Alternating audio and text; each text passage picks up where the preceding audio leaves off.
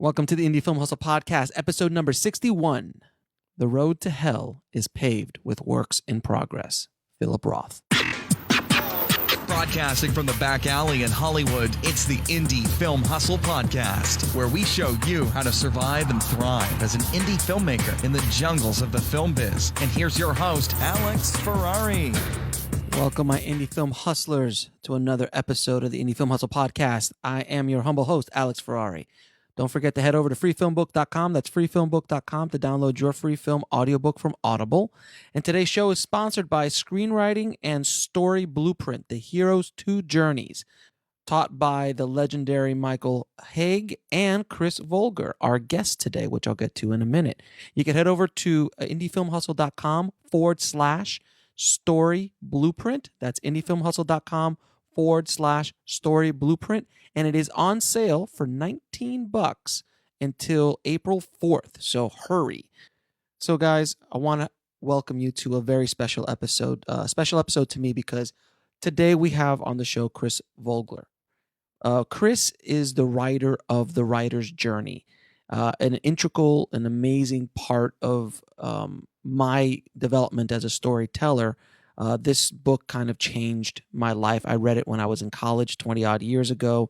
And basically he takes the works of Joseph Campbell, The Hero's Journey, and translates it for filmmakers. And he worked at Disney for about almost 10 years. He was there while they were making Beauty and the Beast and Lion King and all these kind of, the pinnacle of Disney's power. And now they're going through another renaissance right now. But then he actually kind of changed the game when he wrote this amazing memo telling everybody what every story had, the hero's journey. And if you haven't heard about the hero's journey or have not heard that concept before, definitely sit back and relax and take a listen to what Chris is going to talk about. And also take a look at that course that he and Michael wrote, Screenwriting and Story Blueprint, The Hero's Two Journeys. So without further ado, I'm not going to yap anymore. Just let's get into it with Chris Volger. So Chris, thank you so much for being on the show. We really appreciate you taking out the time. I'm very glad to be here. Glad to talk to you. So just so everybody knows in the audience, I read Chris's book, The Writer's Journey. I don't want to date anybody, but over 20 years ago. And it definitely changed the way I look at stories. So for that, I thank you very much, sir. Hey, you're welcome. Yeah, I was a very young, youthful author. Very youthful. You must be 30 now. So you did it when you were 10. Right. Fantastic That's work. Right. Yeah, that's amazing. So how did you start in the film business? Well, I had a path that led me through journalism school first, back in Missouri, where I'm from. And then I got into the Air Force, and they sent me out to Los Angeles. I was lucky. It was the middle of the Vietnam War. And instead of going to Vietnam, they sent me to L.A., and I worked for an outfit that made documentary films about the space program and so forth. And after that, I got to go to film school on the GI Bill and went to the USC school. And that's really where things came into focus for me, because I encountered the work of this man, Joseph Campbell, who wrote The Hero with a Thousand Faces and was a big influence on George Lucas and many others. And that kind of, focused me on my quest to find out what stories were all about. So and also there was a class at school that was important called Story Analysis for Film and TV, and that was like a career pathway for me, because it showed me that, thinking critically and writing about stories and reacting to things intelligently was, a way I could make a path for myself into the business. Now, what about Joseph Campbell's work really kind of drew you in, and what was the revolutionary part of his work that kind of, really sparked something in you? Well, as a kid and just a pure consumer of movies and TV from the Midwest, I grew up on a farm. It was, wonderful and mysterious to me how they sort of hypnotized me with these great images and all that. And I was on a quest. I was trying to figure out. I was looking for the book. Where's the rules of this? Where's the physics of it? Where's the where's the color chart or the periodic table or the theory of how they do it? And, I got to film school and I found out, well, there really isn't anything like that. And then just sort of by accident, I found the work of Campbell, and he wasn't thinking about movies, but he had thought long and hard about mythology and these patterns he kept seeing about heroes and how that related to, current findings in psychology, especially the work of Freud, but more Carl Jung, the Jungian school. So he was combining the patterns of old mythology with modern psychology and kind of handing it back to us and saying, okay, here's what's hidden inside all these stories, advice for how to live. And that turned out, I thought, to be a great blueprint for telling stories and communicating with an audience. So that was my breakthrough about it. Now, can you talk a little bit about what the hero's journey is? Yeah, this is a pattern that Campbell found in the ancient myths. He kept seeing the same sort of signposts over and over again. And he had, somewhere between 16 and 20 different events, psychological mostly events, that would occur in almost every story. I worked with a little, refined it down to 12 things.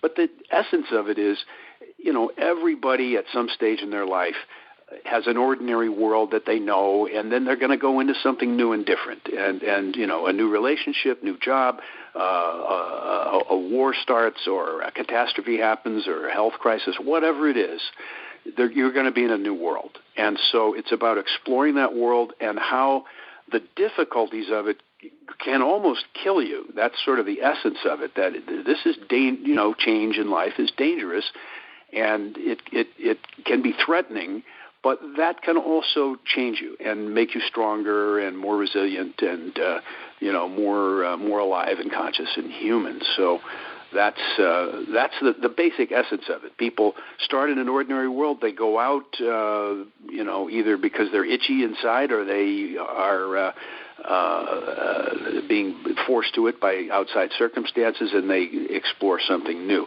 There's often a mentor who helps them. That's an important part of it. The presence or absence of somebody who can guide you and be a role model, kind of.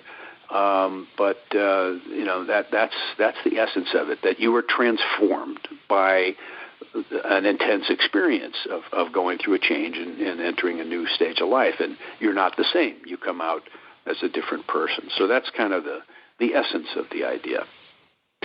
So would you agree that for people who are not familiar with the hero's journey, a great movie to illustrate this would be Star Wars, the original one, the Episode 4, The New Hope?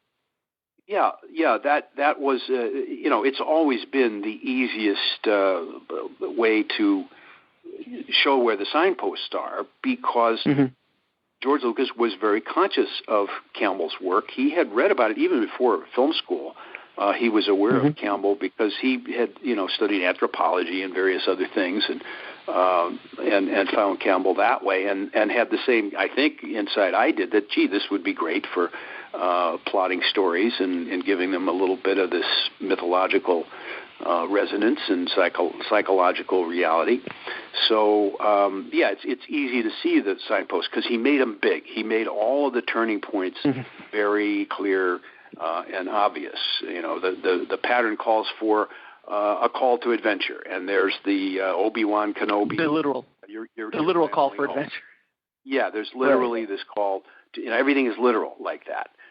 There's supposed to be the handing off of some kind of relic of the past that's going to guide you and help you. And so he gets his father's lightsaber from Obi-Wan Kenobi. There's supposed to be a mentor. There's Obi-Wan Kenobi, and so forth. When they come to the cantina. That's a typical situation in these stories, that you go to a bar or a saloon or a watering hole or something, and you find out what the new world is like, and then boom, you take off. And that's an important part of the pattern too, that sense in the audience that we know there's some preparation that needs to be done to meet the hero and figure out what the problems are, but then we want the story to, boom, take off. And that should happen, ideally maybe 20 minutes or so into the film, half an hour in maybe, but it's going. When he jumps on the Millennium Falcon, basically. Yeah, when they go off, it's very, very clear. And, there's other things, too, that I think make it easy to see. The yearning of the hero, when he looks out at the twin suns on the planet, he just wants to get out there and, but he's stuck. He's a farm boy. But then, boom, this rush of events takes over. And then he meets all kind of monsters and, almost dies a couple of times. And that's par for the course on this hero's journey deal. Now, can you break down, at least just give a basic understanding for people who don't understand the basic 3-act structure and how that might also translate into a trilogy as well? Like, because I know I'm going to use Star Wars again, The New Hope, Empire, and Return, all that kind of stuff. Yeah, there's a beautiful thing going on with all of this current study that people are doing of story structures and narrative and so on, which is at first my competitors and I, who were doing seminars and workshops and writing books, all hated each other and were jealous of each other. And then, and said that other guy's system is stupid and mine is the only one that works. That was normal procedure. But we got over that, and we all mostly realized we're all talking about the same thing. And it's human, and it's kind of hardwired. So these things beautifully start to overlap. And, sort of parallel to my 12-stage pattern is something called the 3-act structure, which was really pioneered by a man named Sid Field, who was a wonderful man. Of course. Last year or so, and was a real pioneer because he laid out this unwritten rules of storytelling that he sort of put together as what they call the paradigm of 3-act structure. And there's nothing all that earth-shakingly new about it, but just like my idea with the hero's journey, this can be traced back easily to at least Aristotle, who talked about, you need a beginning, a middle, and an end. And the energy, I think, is what's important to grasp about the 3-act structure. It's, to use a metaphor, it's like drawing a bow. You're pulling back in the first act. You're loading that bow up with energy, and then you're taking aim in the second act and dealing with the wind and all the other challenges. And then you fire it in the third act, and your intention or the situation of the hero, finally goes to some kind of target, and either hits or misses, And if it misses, it's a tragedy, and if it's a hit, then you've got a comedy, happy ending. So that's one way to look at it. And there's many metaphors that you could use on this, but that's a good one. That you're gathering energy, you're building tension, then you're really zeroing in on critical things, and then sort of launching the whole thing in the final act. And that overlaps with my pattern. Yeah. So, like a movie like Pulp Fiction, which it's a very unique structure. Can you kind of break down, because it's genius because it follows the hero's journey in its own structural way. Am I wrong in that, or can you break that down a little bit?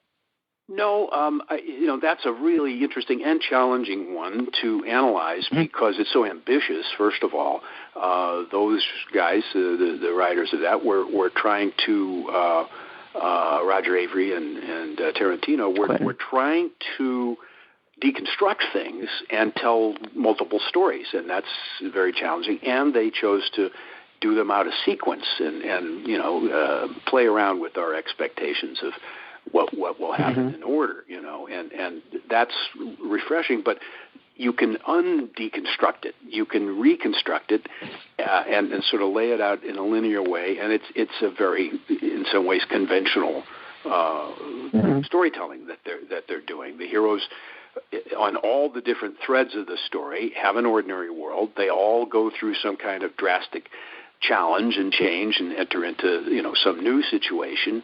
And again, they either hit or they miss. I mean, that's the beautiful thing, especially about the main story with John Travolta and Sam Jackson. and Samuel Jackson, is that one of them, Tarantino, sees this. They have this miracle happen where they're supposed to all be shot to pieces in a drug shootout, and miraculously, Sam Jackson says they're missed, and he says that's a clear sign from God. We were spared for a purpose, and so my life has changed now. And Travolta says, "Hey, that was just a coincidence. It doesn't change anything." And the story sort of sits in judgment of those guys, and at the end, the writers give Samuel Jackson eternal life and say, you're going to go on and be like the guy in Kung Fu who travels around righting wrongs and doing good in a nice Zen kind of way, doing little harm and little bloodshed. And Travolta is killed getting off the John. He jumps off the toilet, and Bruce Willis shoots him to death. So, spoiler alert. The story. The writers, sit in God's chair kind of and give their judgments on how do you react to this new thing that's in the middle, in the second act, the challenge, and then how does it land in, so to speak, the third act, although it's all messed up, in the editing process. Sequentially, it's you can still make that kind of clear moral sense out of it. Now, in your opinion, what makes a good hero and a good villain? This is great. They're sort of mirror images of each other, sort of reflections of each other. A good way to look at all the characters is that in some way, everybody else in the movie is like another possibility of the hero. That even the love interest, male or female, is like your opposite side or your opposite possibilities. The villain is the dark possibility of you. The clowns and tricksters around you, those are the funny possible versions of you. So the villain is some kind of mirror image first. But what makes a good hero is somebody who's complex and they're broken somehow. That seems to be really deeply essential in all the way back to the mythology, is that the hero will be strong and powerful and, maybe like Hercules, stronger than everybody else, but he's got problems. And there's something broken or something wrong with him. In his case, it was dealing with women, and sometimes he misjudged situations and would go off on people or, caused a lot of problems because he was so impulsive. So, all the way back in the mythology, this idea is planted that the hero is more believable and more human because they're imperfect. With that said, I don't mean to interrupt you. Because I just wanted to make a real point here. A good hero, like you said, are those flawed heroes. Is that one of the reasons why it's so difficult to write for a character like Superman, who's essentially a god? With the movie coming out this weekend, I was just curious on your take on that, like that specific character and how difficult sometimes it is to make those kind of characters work as a hero. Yeah, that's certainly a very interesting franchise to me, partly for those reasons, that he's a mythological character, and as you say, he's got some semi-divine potential. I actually was called in at one point by one of the studios to, sort of put Superman on the couch and shrink him and put him through my mythological process. And, this is, I think, at a point when they were trying to decide, are we going to do Batman versus Superman? This was many years ago. That was considered. This current film has a long, long history. Oh, yeah. But they asked me to sort of shrink Superman, and it was all about the flaws and the limitations. That's what makes him interesting, is that even though he's invulnerable most of the time, there's still conditions like kryptonite and red and green kryptonite that have different effects on him. And then he's emotionally kind of a train wreck in some ways.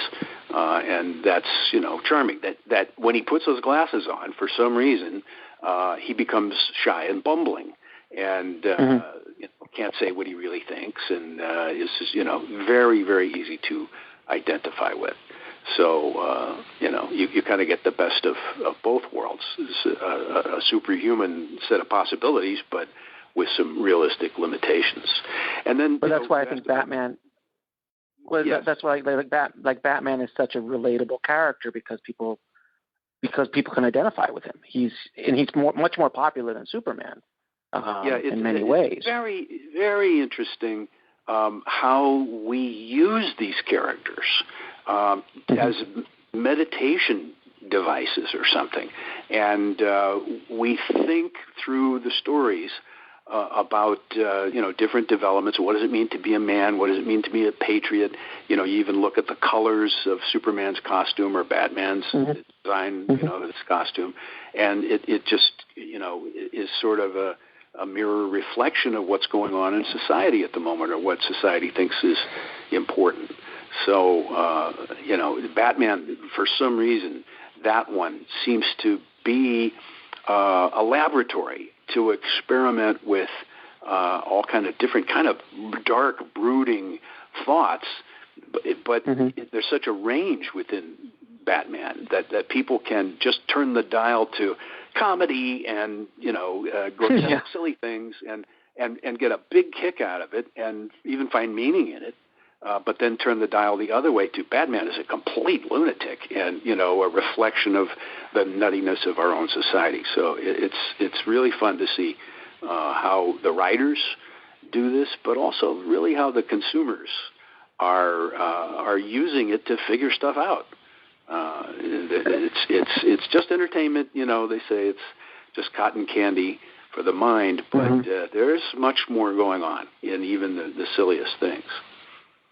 And you were continuing with the villain. What makes a great villain? Yeah, just I think very much along the same lines, and the kind of fundament that there should be a lot of powers, but also limitations. And especially when you are dealing with magical figures who have, vast magic powers, one of the things that helps is to make a rule. It costs something, that every time you do something bad or something magical, it's not free.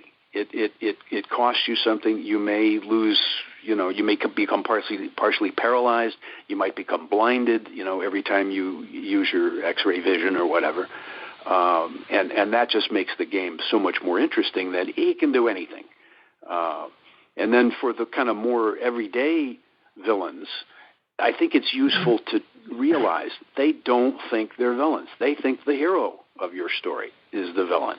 That they're totally convinced they're right. They have built, their whole life is built around their view of the world. And so, again, they're the mirror image of the hero. And when the hero is up, they're down. When the hero's happy, that doesn't make them happy, and vice versa. When they're happiest, the hero is the most miserable. So they make diagrams, they make waveforms, and they're perfect mirrors of each other sometimes. They balance each other. They're the yin and the yang. Yeah, they balance each other. And then there's the whole idea of archetypes, which is something I got out of Campbell's work, also from Carl Jung, who said inside everybody there is a cast of characters, basic characters, a mother, a father, a hero, a villain, an angel, a devil, all these kind of basic human possibilities. And at first I thought, the villain is the villain and should be, really mean and tough all the time, and the hero should be heroic all the time, and the mentor should be mentory all the time, and so forth. But then I realized life ain't like that, and people have different masks that they wear. Maybe you wear 20 different masks in the course of one day. That you're a tough guy one minute, and you're a coward the next minute, and you're a teacher one minute, and and so forth. So the villains are wearing a mask, most of the time of the villain, but there's other masks in there. And again, they can show kindness, they can be heroic, They can be a teacher to the hero. They can feel sorry for the hero and almost spare the hero. All these things make them more interesting than just, I'm here to, make your life hard. So these shadings are what make it realistic and more fun. Now, the hero's journey is become, and it hasn't become, but I guess it is so relatable to so many people around the world, regardless of religion, society, language. Is that because it's just something that is hardwired into every human being, no matter where you come from? Yeah, there are two things in operation here, and one of them is that I do make that assumption that in the course of evolving into human beings, we created a whole bunch of structures, like families, for instance, and societies. We created these structures, and stories are one of those. I think we actually grew a part of the brain that handles that allows you to think in metaphors and imagine people, when somebody's just talking to you and saying, once upon a time there was a little girl, you somehow create that world and the little girl. And that's all part of being human. But the other side of it is then you have millions and millions of examples of these things in the form of stories. And people are swimming in an ocean of stories in their lives. And even if it wasn't hardwired, we'd all be taught by Hollywood movies and TV and the myths and legends of our cultures. We'd all be taught what are the basic rules of these things, and what is the shape and the effect. But I go back to the first one, that it's hardwired, because it seems that certain images and situations will very reliably trigger emotional and physical reactions in the audience. Things like people in trouble, people helping, and sacrificing their own lives to help somebody else, somebody sneaking up behind you to threaten you. All those things get physical reactions, and it's pretty reliable across cultures. So there's something that hardwired. So would you agree that, and this is something I've always told people that ask me about story, I'm like, well, if there was no story in the world, I don't think the human experience can move forward. Like, just on a daily basis, how many times do you just tell, how was your day at work? That's a story, and all these kind of things. Do you agree with that? Like, without story, we just couldn't move forward. Yes, it would be a very different world. I suppose there is an engineering version of the world where, everything would be expressed only as mathematical formulas or diagrams or something. But even that's a metaphor, and a metaphor is telling some kind of a story. The world is made of numbers. That's as much a story as Peter Pan. So, I think it's true because of the fact that it's just so hardwired into us. People say, I remember this when Johnny Carson died. A lot of people said, what's it like to be Johnny Carson? In other words, you couldn't really tell me how it was to be Johnny Carson, but what's it like, and give me a metaphor. It's like being the king, or it's like being on top of the world, or it's like being under a spotlight. All those are metaphors, and they tell little stories. So we think in poetry and metaphors just automatically, and it's so embedded in the language we don't even realize it. Like I just said, it's embedded in the language, and so I've created a metaphor that there's a mass, and then inside that mass, like raisins inside a loaf of bread, there's embedded these ideas. So these things are hard to escape, and you kind of can't see them because they're so dominant. But there's good things about it, because it does allow us to communicate and to get ideas across and convince people of things by telling it in the form of a story, as all politicians know very well. It's one thing to say.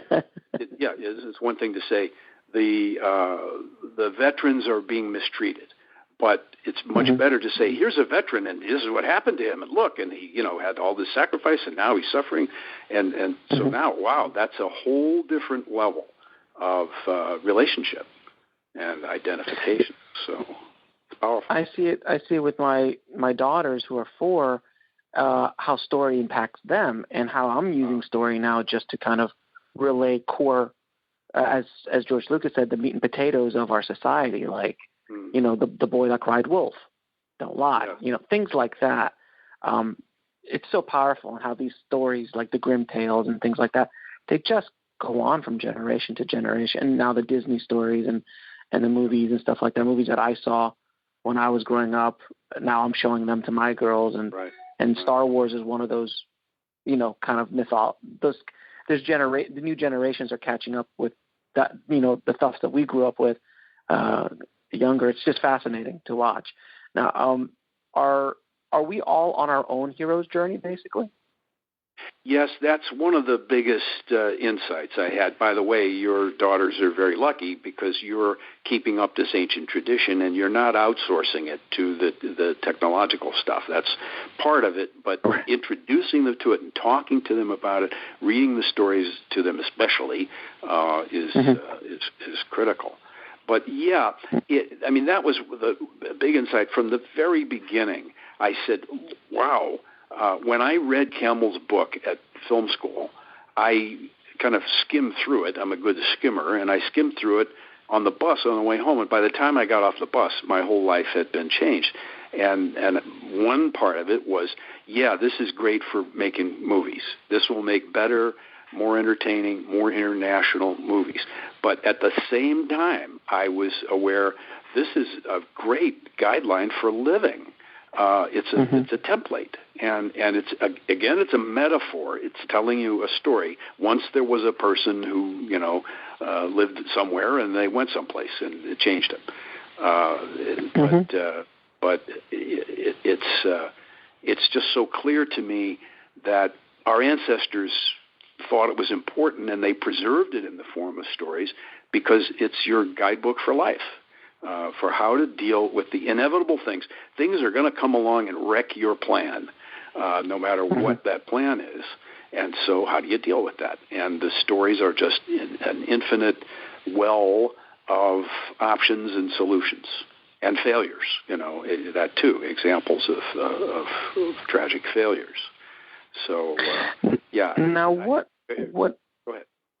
No, I was going to say, I was going to ask you, how do you know you're reading a good story when you're reading one? I'm sure you've read a few scripts in your day. Yes. The number count, it's hard to say how many, but it's well above 20,000. People find that hard to believe. But there's no question that, I have file cabinets filled to prove it of my reports, that I've analyzed 20,000 stories at least.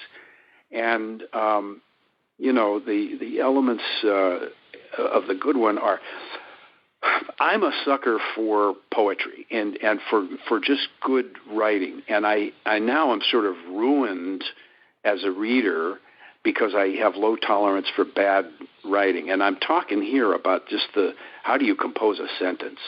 And right. there are people who, they might be giving you good information. I'm reading a book about the city of Venice right now in Italy, and it's good information, but it's given in this very flat way. Venice was a big city in the 1400s. It was important, and there's no music or poetry in that at all. But I appreciate so much the beautiful writers. Now, screenplays are special. They're supposed to be very spare and simple and short sentences like that for the most part. But there's just a confidence that you feel when somebody knows how to build nice, pretty sentences. Not fancy, but elegant. So that's I know this is very subtle and hard to pin down what I'm saying. But beyond that, the simple thing for, like what makes a good screenplay is, man, they grab you right away. And you know right where you are and who it's about, for the most part. They're very clear about this is the hero. I'm spending a little time describing her. I'm maybe giving her some special behavior at the beginning that gets my attention. Why is she doing that? And that hooks me in. So, there are scripts you read 20 pages and you don't know who it's about, and you don't know what it's about, and you don't know, is this the main location, or is this a little prologue, or, there's a lack of clarity. So I just like it when things are simple and clear, and that's a sort of a motto of mine from that classic old romantic comedy, It Happened One Night. Clark Gable. Oh, yeah, Clark Gable. Yeah, Clark Gable's a reporter in that, and his motto is simple stories for simple people. And it's not condescending. It's a really good artistic rule. Just keep it simple. Tell me the story, and make it elegant in language and so forth if you can, but be clear. Above all, that's another thing. I'd rather be clear than pretty in my writing and my storytelling. And pretty means, sometimes, overly flowery. It can also mean, look how cool I am. I'm not telling you who this guy is, and I'm going to make you wonder what's going on for a long time. Or I'm not going to tell you. That sort of razzle-dazzle is... or using 75-cent words. When yes, that's a 10-cent word will do. Yeah. Or another version of it is, and then the camera, using a Zeiss Icon lens with a 35 millimeter diopter on it, moves gently down the corridor at about 3.6 miles per hour, and then this kind of over directing is another version of it. Have you read scripts that have that kind of? I mean, I've never heard that distinctive, but have you read something like that? Yes, it does come up every once in a while, and I think it's generally from someone who isn't confident and hasn't done it very often before, and they're trying to prove, look, I know all this stuff. I took a class, or I read a book, or I went to film school, and I myself, I think there was a little bit of that in some of my early scripts, because also people have a passion. They see it in their head so clear, they want to make sure it's down there on the page. But I learned better ways to do that than to say, please put the camera on a tripod about 4 feet off the ground. Not that, but you indicate stuff like that by. He looks up from under his eyebrows, and she sees a flash of light in his eyes, and that makes the shots in your mind better than saying, with a tight close-up, just up from his eyebrows down to his nose. You don't have to do that. You just draw attention to the detail you want to see, the gun. That's a great note. And it is important, these things about the body, hands, skin, eyes, referring to those in the text, it kind of creates the close-ups. Just writing that in your slug line, his hand near the gun, that's better than saying a tight close-up or that. You see it in your mind immediately. So you worked at Disney for a while, correct? Yeah, that was I guess that was the longest run I had at any of the studios. I had two sort of like military tours of duty at Fox on either side of that. At Fox as a reader and then later as an executive. But in the middle was about 10 years at Disney, and that's a long run in Hollywood. That's a long run. Yeah, your normal gig is about 2 years. Honestly, people. So you were doing something right. Jobs. Well, I was doing something right, but also within those 10 years, I worked for about 4 or 5 companies within Disney. So I kept changing over, and as a new company was developed, like they created Touchstone, Hyperion Pictures, and various other, and then there was Imagineering Hollywood Pictures, and Hollywood Pictures, and all these different divisions. And as each one was created, I would come in and write some memos and read some scripts for them, and get involved. And I was a little bit conscious of that, trying to diversify and get as much stuff into my portfolio as I could. And that's a sidebar here, but very important. A lot of my thinking and work these days is about branding. And somehow, intuitively, I was good at that. And before the Internet, I created a kind of viral marketing for myself through the means of the Xerox machines and, fax machines and stuff like that. I spread a viral idea through the mind of Hollywood, which was this memo that I wrote when I was at Disney.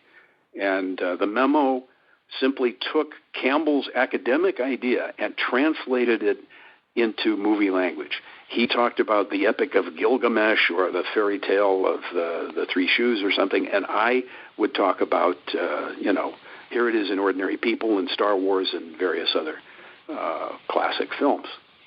So I even read that as a film student. I read that memo. That's how far that memo went. I was in Florida, and I heard about this memo that said this is the guidebook, the blueprint of all story. And of course, as a film student, you're like, oh my God, I have to read this, and it would circulate around the school, and then I mean, so you did a good job. Without email, without internet, you were able to create a viral piece of material that branded you completely. Yeah, I went out and got your book. It definitely did.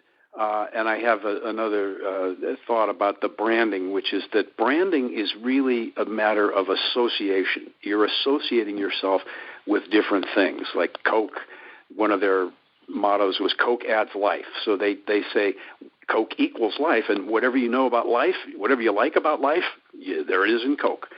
So arguably Coke takes away life, but we talk about that later. Is that true? Yes. It's certainly, if you want to kill something, let it swim in Coke for a while. But yeah, if you want to take chrome off your bumper, that's another. It'll eat the chrome right off. But it's this matter of the. Where were we? This is branding.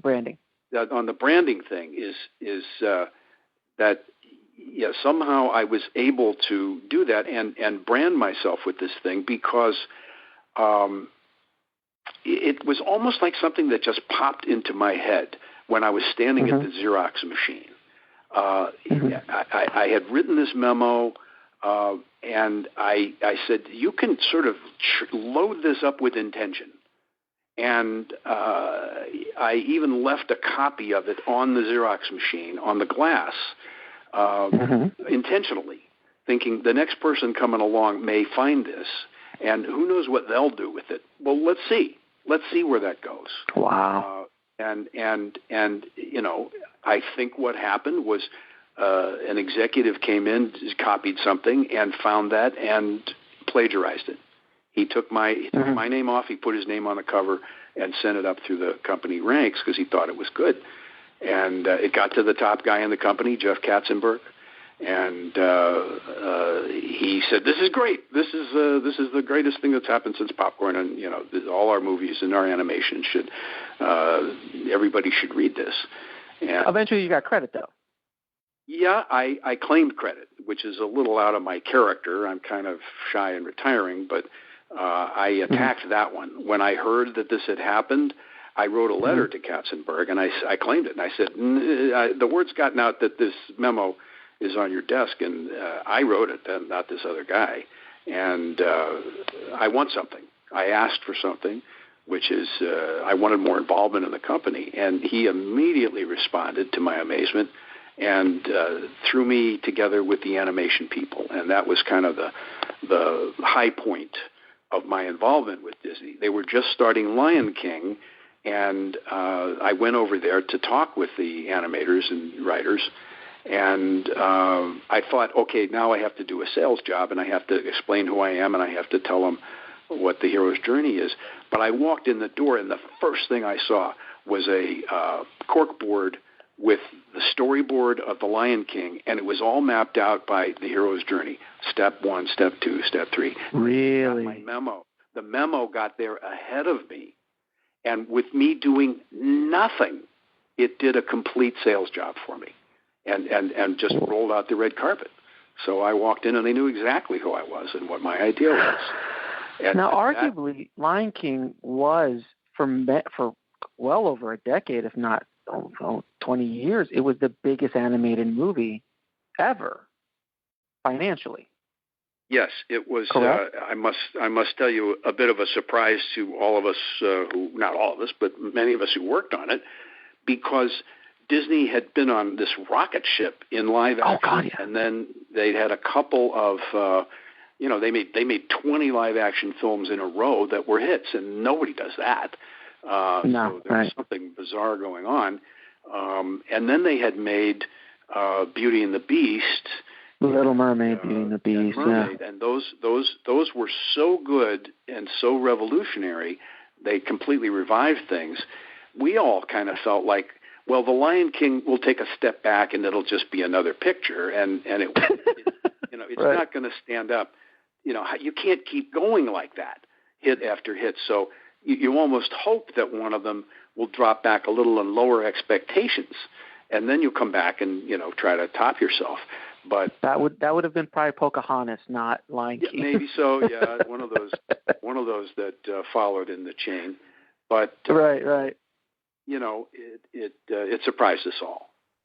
I remember seeing the screening, the opening night. They had a big party, and we enjoyed all that. But the applause when the movie was over was kind of, well, that was good, which is true for almost all Hollywood screenings, every single one of them. Absolutely, you're correct. Yeah. You go, that wasn't too bad, but right. but we underestimated the way it would connect around the world, and I've heard that everywhere in every culture, that people say that's a Japanese story, or that's obviously African, but every culture relates somehow. So they did something right, and I had my little part in it. Yeah, I had a little story about that opening sequence, the Circle of Life sequence.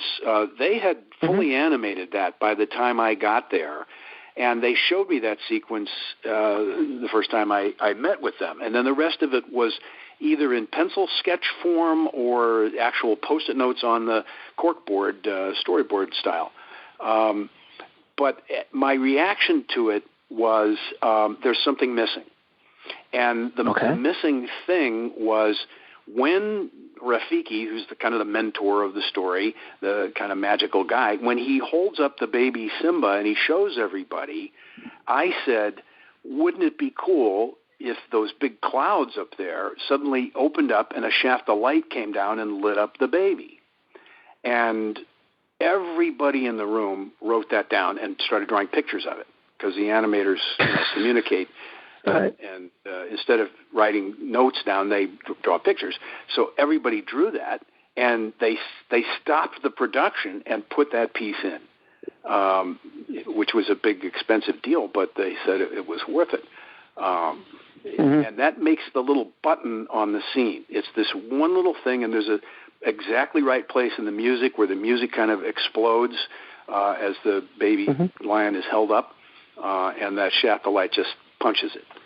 So absolutely. It makes the scene. It honestly, with no question about it. I still remember when you were saying it. I see it so clearly in my head. It's like, how could you not have that? Yeah, and it was like it was all invited and set up by what they had done already. But that's that one little piece kind of nailed it. And I saw a physiological reaction in everyone in the room when I just said, what if the shaft of light comes down? And I paused a minute, and I noticed they're like shivering and quivering and kind of moving around in their seats, and then started furiously drawing that image. So it told me something, and that's very important to me, is that the story or the good ideas actually reach into your body and they do something. They cause organs in the body to react and secrete fluids and make you shiver and make your hair stand on end and make you cry and do all these other physical things to you. So that's a big part of my thinking now, is what I call the organic storytelling. that it's in the organs of the body where the story is actually happening. Your brain is, processing and thinking and comparing, but the direct experience is right there in your heart and your lungs and, your guts.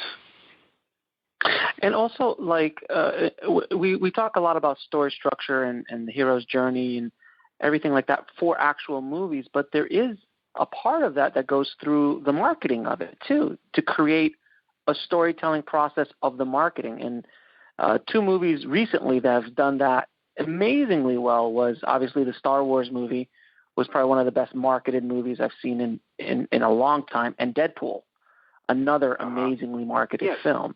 Can you touch a little bit on that, and how story played a part in those 2 campaigns?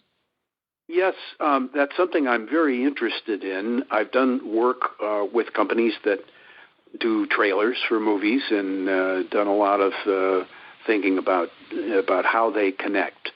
And,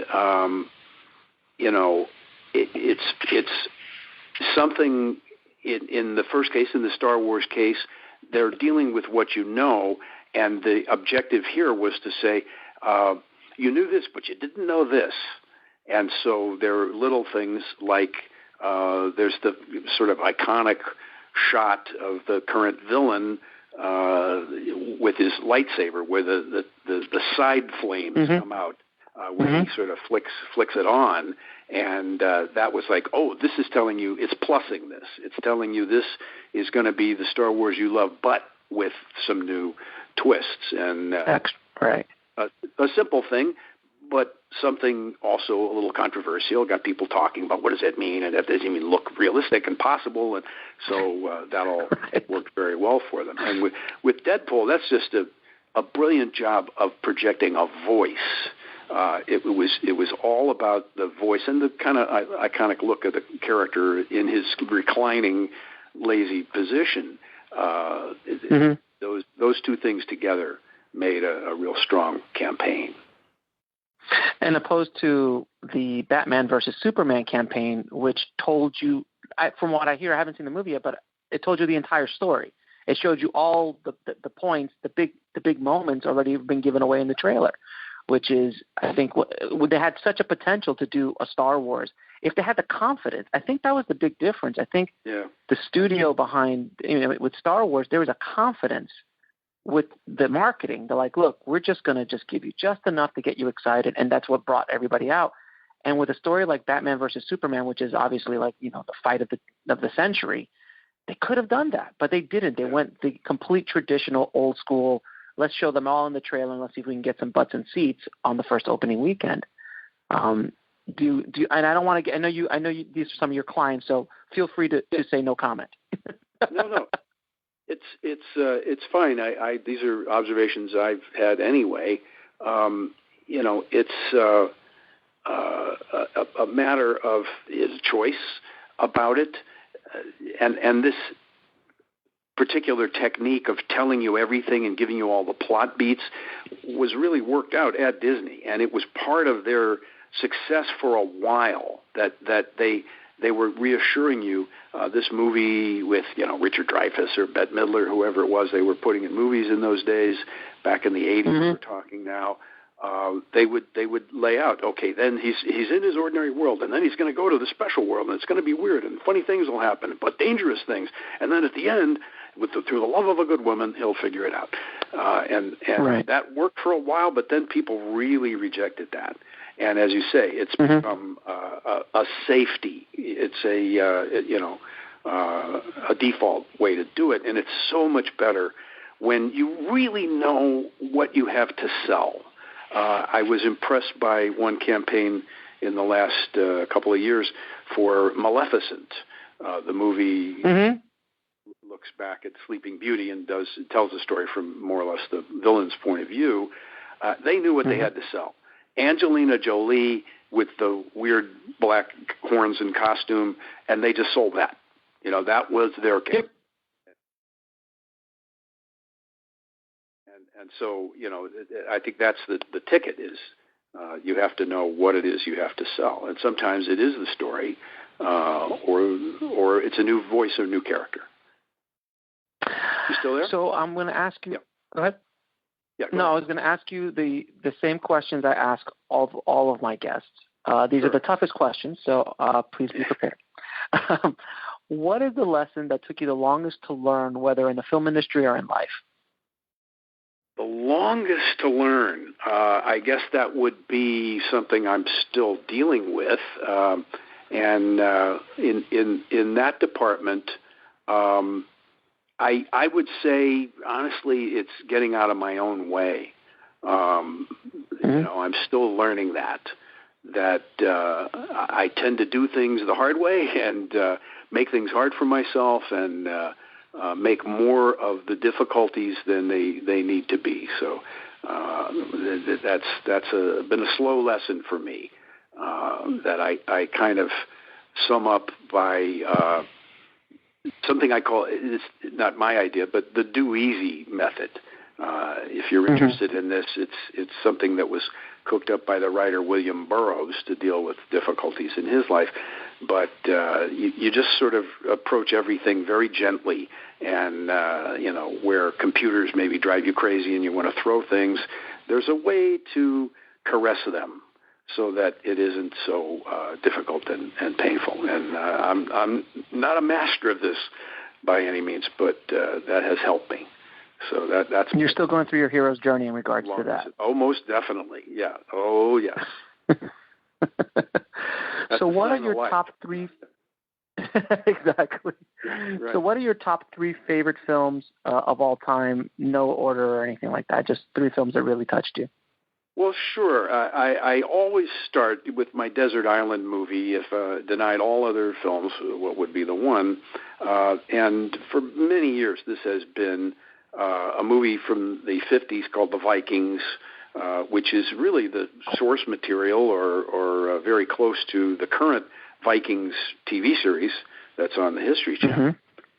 They're really drawn from the same literary source, the same historical character. It's the same idea. It's a great adventure movie with Kirk Douglas and Tony Curtis and Ernest Borgnine and James Lee and amazing effects and beautiful ships and all that. Number two would be a movie called Gilda, which is a black and white one.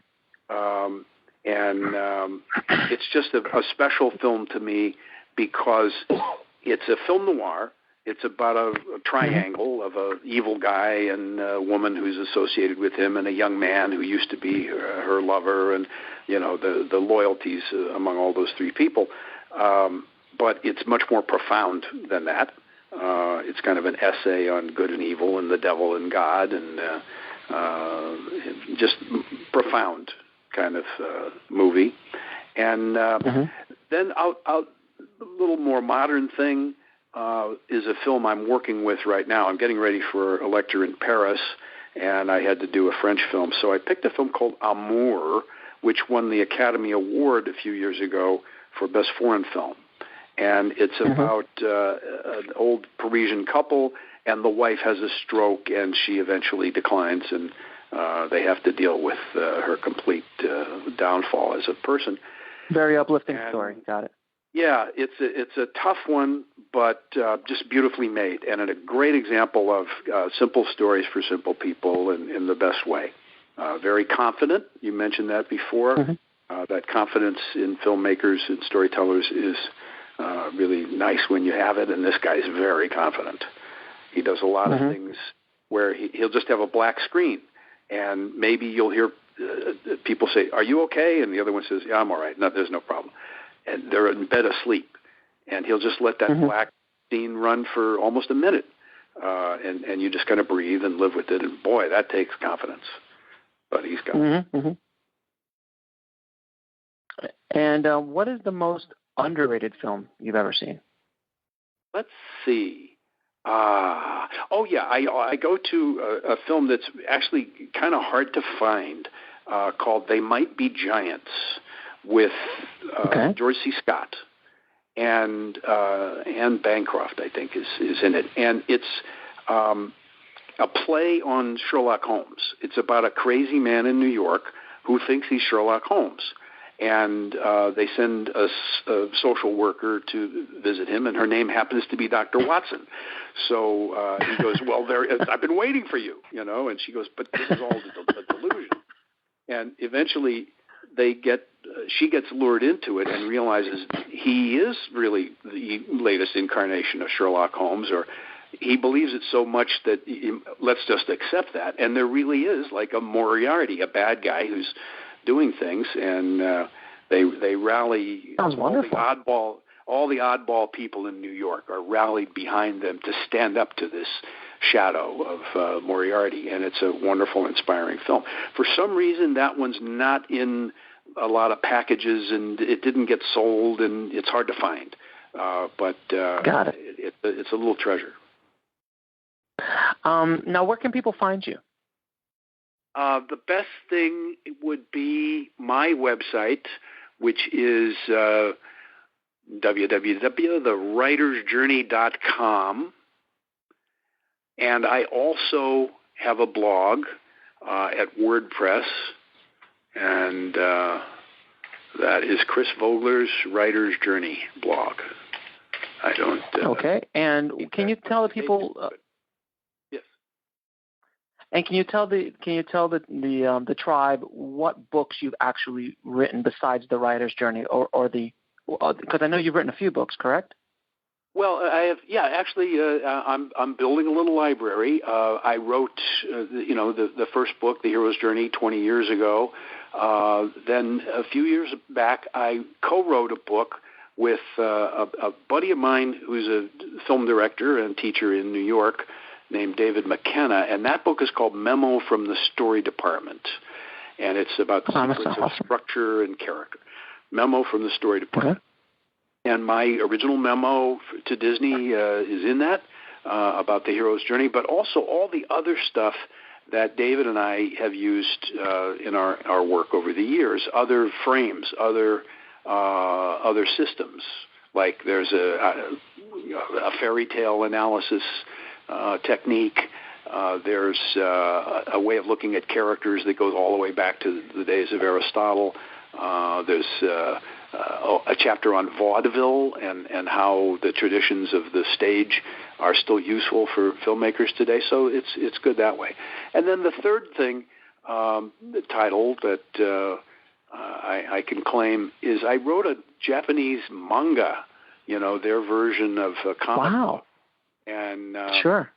A buddy of mine got into the business of publishing in America and Japan, and he invited me to contribute a story, and so I got one out of the trunk. I took an old movie and novel called Ivanhoe about the time of King Richard and the Crusaders and Robin Hood, and I wrote kind of a sequel to it called Raven the Skull. So that's the title, Raven the Skull. And it was supposed to be a 4-book series. We only did the first one so far, but it was really fun to work with an artist in the Philippines. This guy, and the editor never met him. I never met him, but we did everything by JPEGs back and forth. I would say I want the stirrups to look like this, and I want the sword handle to look like this, and I'd send him the images, and man, it would just come back the next day exactly like I wanted, and it was a great way to work. So there's another book that you wrote the foreword for that actually was the reason I bought the book, was because you wrote the foreword to it, was Myth and the Movies. Yes, that's kind of another relative of my books. It's in the family. A man named Stuart Wojtyla took on an important job. I'm glad he did it because it was a lot of labor to do it. But what he did in Myth and the Movies is he said, okay, here's Vogler's idea. How does that actually work? If you do the diagram, what does it look like? He was doing like pie charts of the different steps. And what does it look like in 50 different films? And he chose really good classics in different genres. And he shows there that it changes depending on the genre, and that they spend more or less time in different stages and maybe omit stages or repeat them or something. He found all these neat patterns sort of subcategories within the general thing. And he said it still works in all these films, but it's flexible, and so you'll find the specifics in mainly by genre, in adventure movies, romances, mysteries, and so forth. He found these shadings of it, and it's a great contribution. So, Chris, I have to say it's been an absolute joy talking to you today. Thank you so much for taking out the time and dropping a lot of value bombs on the audience in regards to structure. Kaboom! Yeah, so I'm glad to do that, and you let me run free, and I appreciate that. And you had good questions, so I hope everybody just keeps in mind my motto, which is trust the path. Trust the path that you're on. Keep going till you get there, and that has its own guidance system built in. So good luck. Thanks, Chris. And all right, so now, Chris, we're out. Thanks again so much. I really do appreciate you taking out the time. I know you're squeezing me in right before your Paris trip, so thank you. Yeah, I have to keep an eye on that ball, but I'm going to be working on that Amour film I talked about today. Mm-hmm. So buttoning up my clips on that. But this is great, and I wish you luck with your in the film hustle. You got a pretty good list of people on this now, and. Yeah, Linda says hi. I did Linda, and of course Michael. That's great. And we and you know that Michael and I have been doing that whole the Heroes 2 Journeys course, the digital course. So hopefully this will help a little bit with sales with that and move forward. So Chris, thank you again so much. I really appreciate it. It's been an absolute thrill talking to you, my friend. All right, my pleasure. Thanks a lot, Alex. I can't really tell you what a thrill it was to talk to Chris. I mean, after reading his book and what an impact that book made on me. If you guys have not read that book, you got to go out and get it.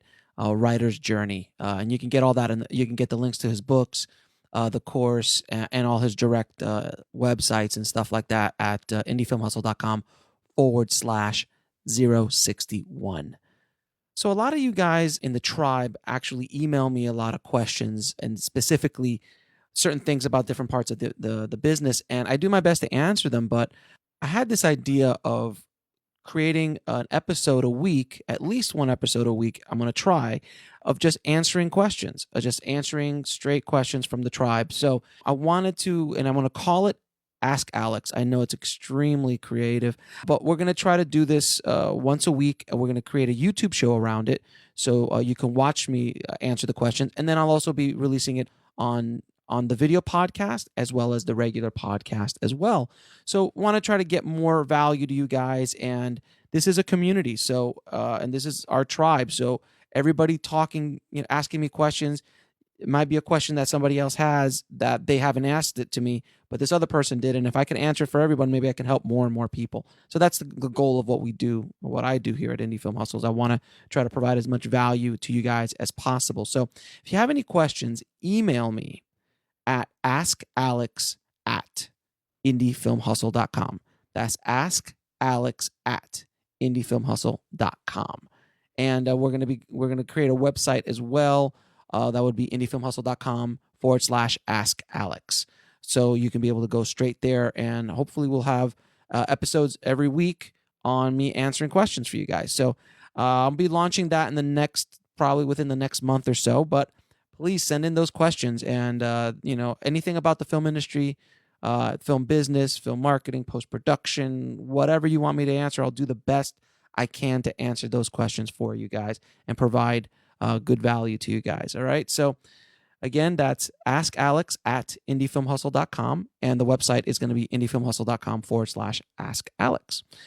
So thanks as always for listening, guys. And don't forget to head over to filmmakingpodcast.com and leave us a great, hopefully a wonderful review for the show. It helps us get the word out on what we're doing with Indie Film Hustle and help more filmmakers out there. Okay. By the way, I wanted to give you guys an update on something. A few weeks ago, I mentioned and basically announced that I was doing a feature film called Anya. Well, that has now changed. I have shifted into another project. That project didn't work out the way I wanted it to work out. So I decided to just shift and move to another project. So I'm currently working on another feature film right now, and we'll be announcing what that feature film will be in the coming weeks, and possibly the next month or two, because I'm working hard on it right now and getting a bunch of stuff labeled out. But there will be a feature film made by me and the Indie Film Hustle gang sometime this year, regardless of what that movie is. So I have a lot of exciting stuff coming up as well, guys. I mean, a tremendous amount of exciting news, exciting things I'm going to be bringing to you guys, and exclusive courses, exclusive topics, exclusive projects, all sorts of different things that I'm going to be bringing to you guys to help you further along on your quest to be a working filmmaker and to survive and thrive in the film business. So as always, guys, thanks for all your support. I can't do this without you guys. So thank you. Please share these episodes. Please share our links when you see them on Facebook and Twitter, and in the blogosphere. Just help us and get the word out. All right. I really appreciate everything you guys do. So keep that hustle going, keep that dream alive, and I'll talk to you soon. Thanks for listening to the Indie Film Hustle podcast at indiefilmhustle.com. That's INDIEFILMHUSTLE.com.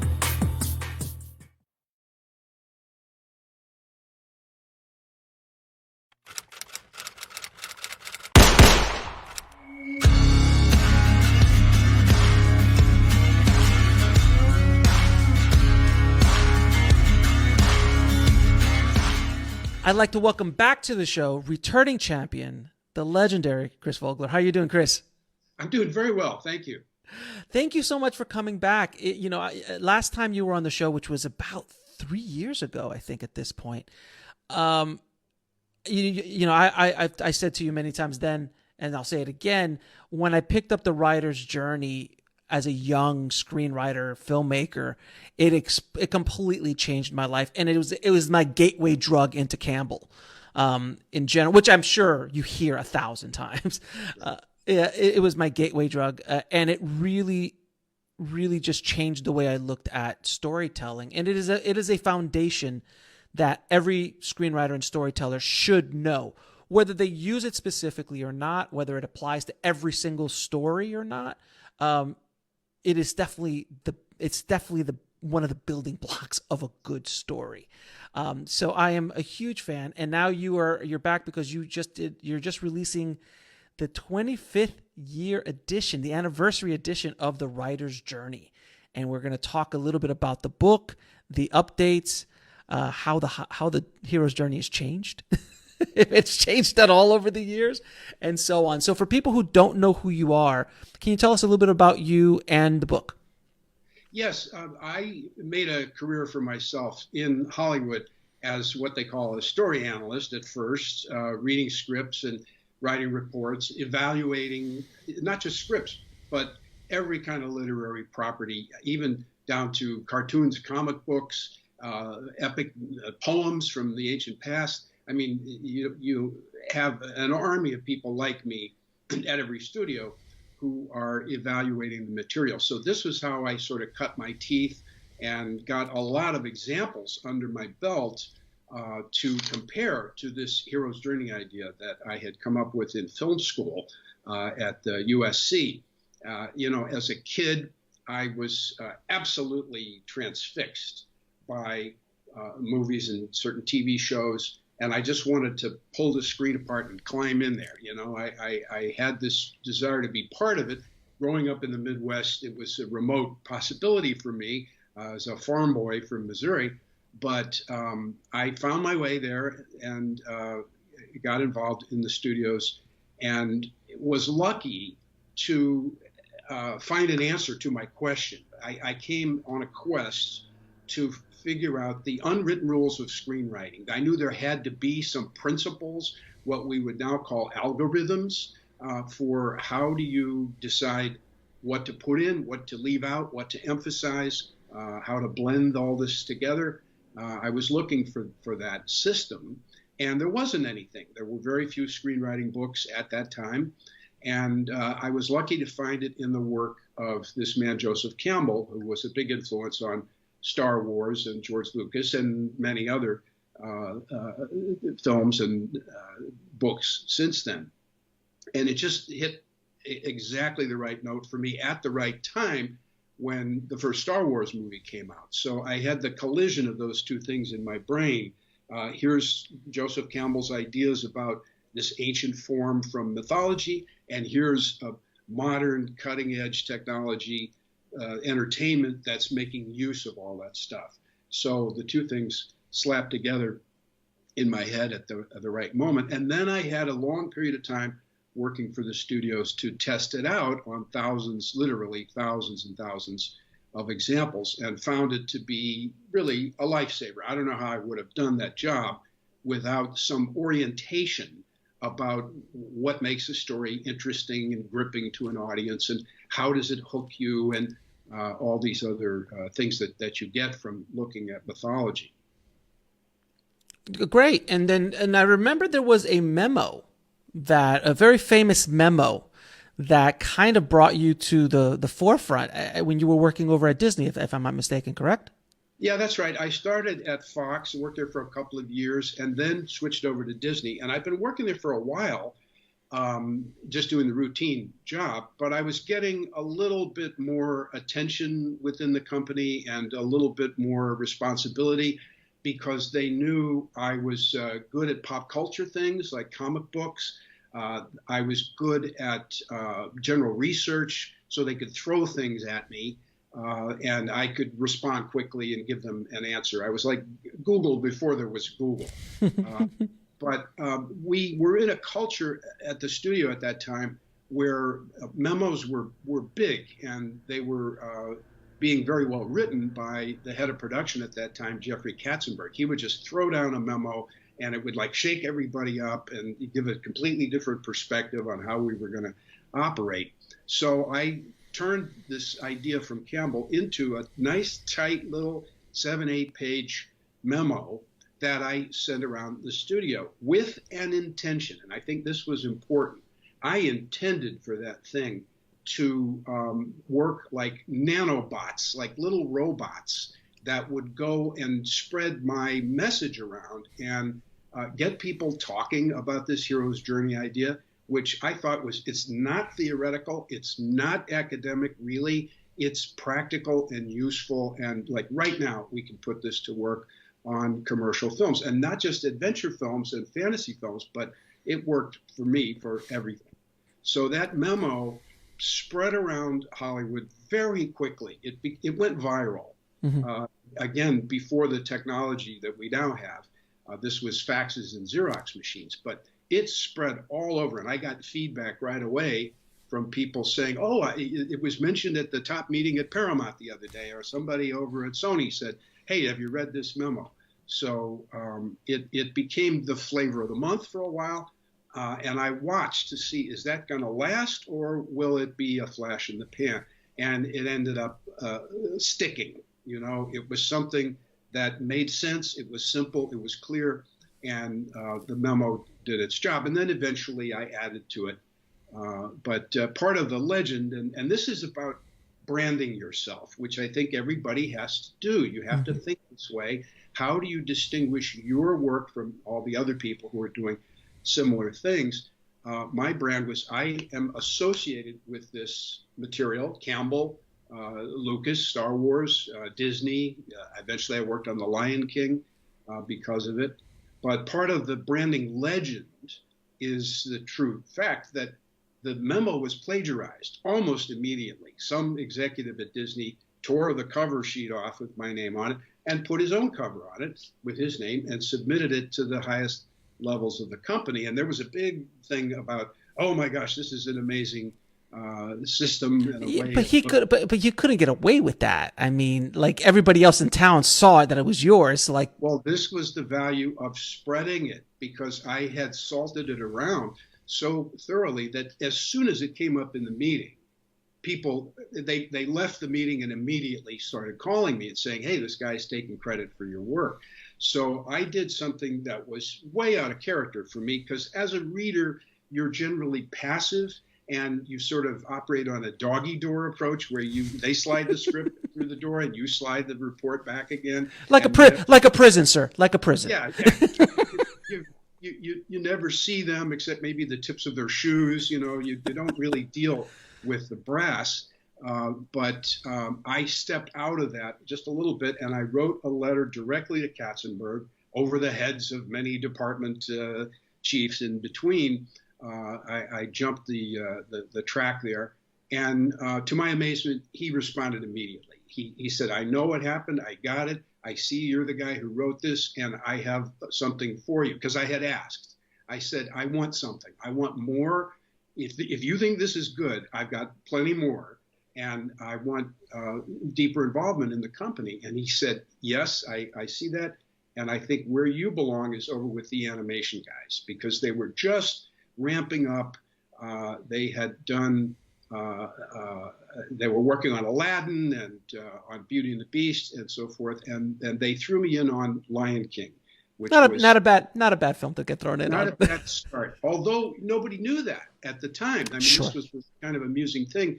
We really thought of ourselves as the B team, because the bigger productions we thought were, further along, and we were just this little experimental thing that was something a little bit different, in part because it was based on no pre-existing thing. It was an original creation, and almost everything Disney does is based on some legend or myth, although there were things in it like a little bit of Hamlet, a little bit of Bambi, that gave it some support. Right. And I have to ask you, there was that one Japanese animation movie that everyone brings up with Lion King. Is that, I mean, you were there. Is that real? Like, I don't know if you could say it, or will the mouse come and get you? No, I don't think anybody's going to police me about it.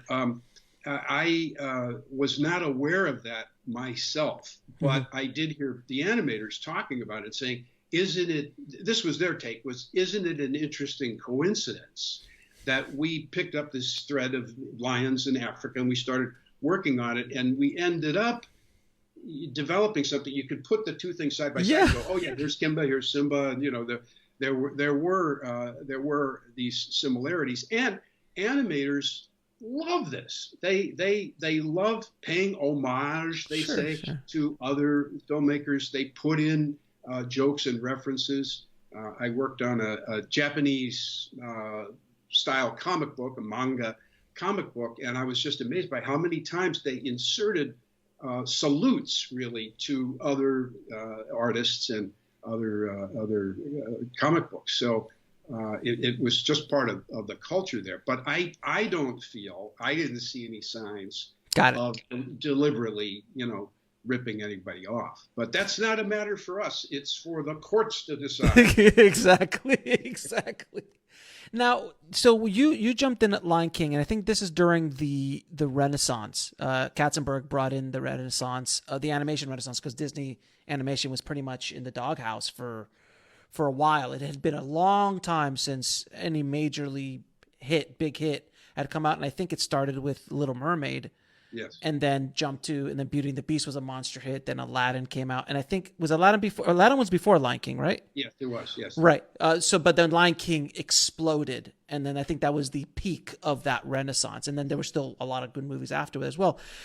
If you go back to Disney animation, you can apply the hero's journey to it, and you can apply the hero's journey to a lot of movies pre-Star Wars. Sure. How is that? No one really was taking the hero's journey blueprint and going, okay, this is how I write the screenplay. But yet, when you go back to Casablanca, when you go back to Citizen Kane, you go back to Hitchcock films, there are hero's journey elements in those. How is it? Just because it's literally programmed inside of our DNA? Yeah, I think it is. I think it's hardwired. It's baked into the human nervous system. This is what Campbell said. He said that we are wired to respond to certain scenes and images and ideas, and we respond in the organs of our body unconsciously. They just respond. When you see a fireman carrying somebody out of a fire, or a mother holding a baby, cradling the baby in a triangular composition like those Virgin Mary things, and Isis holding the baby in the Egyptian mythology, you just go, you respond. You see an animal with big eyes looking up at you, you go, you can't help these physiological. Yeah, I mean, you look at Puss in Boots and Shrek, and you just go like, it's like you can't.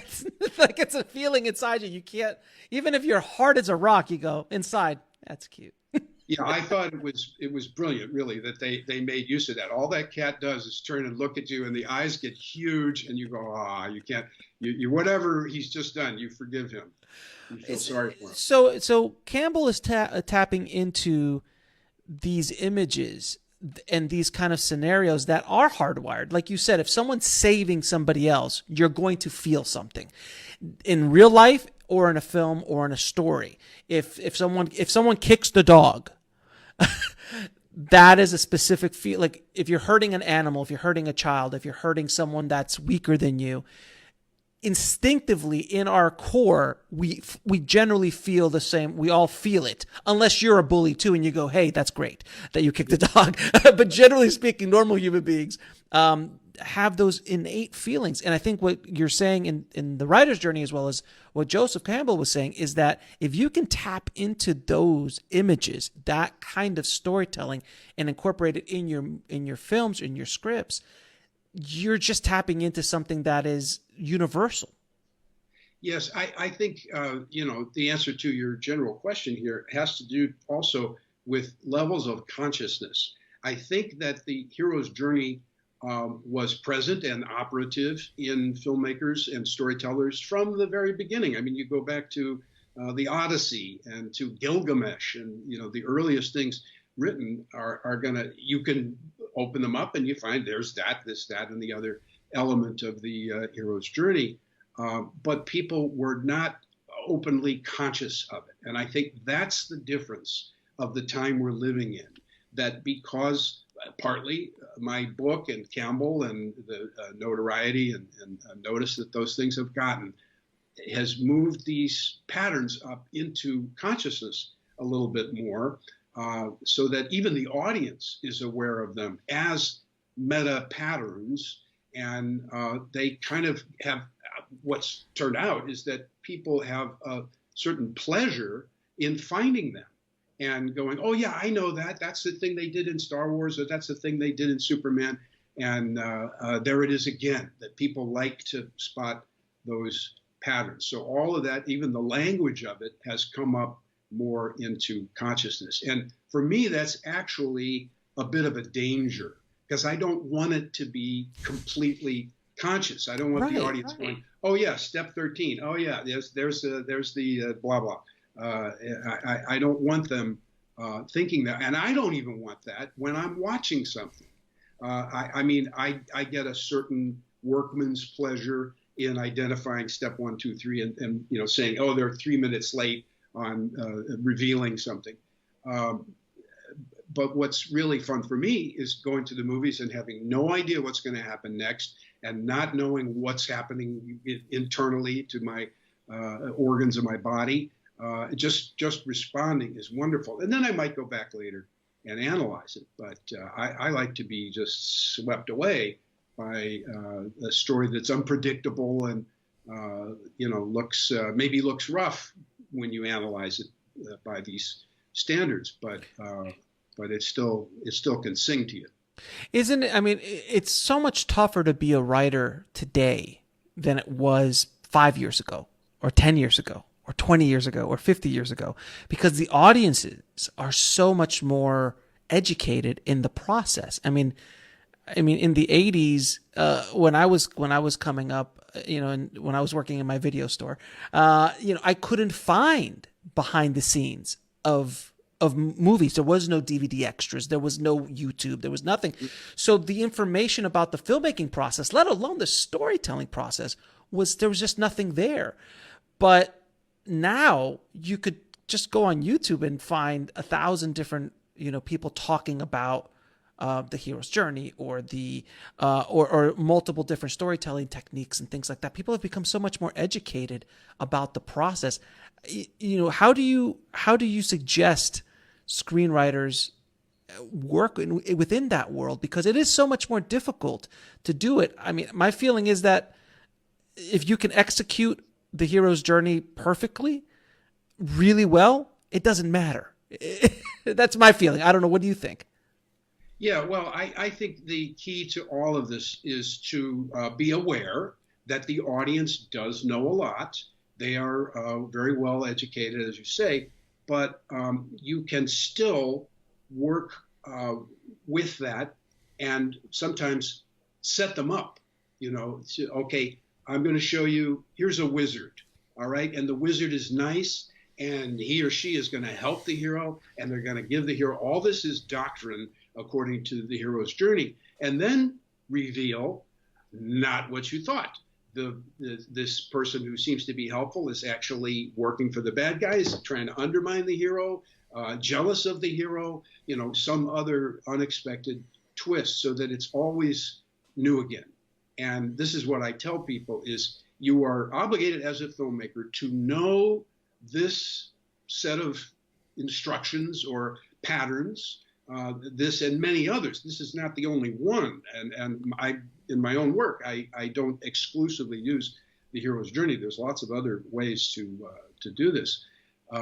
But, to know the patterns and then deliberately break them somehow. Do something unexpected, do something that jumps out of the pattern, like, referring to the mentor figures that I'm talking about. The pattern sort of predicts that somewhere in the first act, one of these figures is going to show up, reassure the hero when he or she is afraid, give them something that helps them, and then they're wheeled off, and that's the end of it. But what if there isn't any figure like that, and the hero is completely on his or her own, and they have to go to internal sources? That's a different kind of dynamic, and it leaves a hole sometimes. That's one of the key ways to make this fresh and alive again, I think, is to leave some gaps. And there's a wonderful thing that I see filmmakers doing, which I'm very interested in this, which is sort of narrative compression, where they take it for granted. The audience is quick and they can catch up, and you can throw stuff in a series. You can start, and I've seen this on Schitt's Creek, for example. Schitt's Creek will sometimes start bang deep in the middle of something, and you go, did I miss an episode? Because now they're talking about maybe the parents are, I'm just making this up, but maybe the parents are talking about getting a divorce, and it starts with the son and daughter going, oh, I'm really worried. Mom and dad are talking about getting a divorce. And you go, what? I didn't see that. Did I miss an episode? And then you realize, no, they're trusting you as an audience, that you can catch up and you can imagine those scenes that they left out. And I think that's a healthy way to approach things, is to kind of push to the edge of what the audience can keep up with. And throw them some curveballs sometimes. Now, do you this is my feeling. I'd love to hear what you think. That the reason why the hero's journey has been so long lasting in our existence. I mean, it's going back to as the oldest stories ever written or recorded. It is basically an analogy for our own lives. It is, we are all on our hero's journey. We are always, everyone, no matter if you're the good guy or the bad guy, you are the hero of your own journey. I always like people like, Hitler didn't wake up thinking that he was the craziest madman in the world. He thought he was good. He thought he was the hero. So everyone has a perspective. So we're all heroes in our own journey. And there are the tricksters, the mentors, all these character archetypes that come into our lives, and there are obstacles, and we have our own dragons, and we have our own things, sometimes internal, sometimes external, all these things. Is that, do you think, the reason why the hero's journey has lasted in our existence for so long? Yeah, I think so. I think that it's a useful metaphor. It's one way to look at it is it's a kind of a lens. that allows us to look at somebody else's situation, but read it back as reflective of us. And I think this is a real deep thing, that people are looking for themselves in their entertainment. They want to see something that in some sense is about me, because people are profoundly self-centered and they want to take in everything around them. Somebody walks into a room and they're dressed a certain way. You can't help it. You compare yourself to them. Oh, she has better shoes than I do. Oh, they just got their hair cut. Oh, they have a nice bag. Oh, they're, you measure all this stuff, and you just do it unconsciously. It's like a mathematical formula that runs through your head. So we compare our behavior to that of other people. And what I've observed is, if you are not hooked up to those characters in some way, either they're like me, or their plight is something I can relate to, or they desperately want something as I desperately want things, then I just check out and I back away, almost literally back away from the screen. I've learned a lot from watching audiences and how when they're involved in the picture, they're more or less absolutely still and they're leaning forward. And if they are bored and detached, they start shifting around and they back away. I think this is part of the key, is to give people things in the characters that you want us to relate to, that a lot of people can identify with, that they are the victims of misfortune, undeserved, that they are striving for something, wanting something.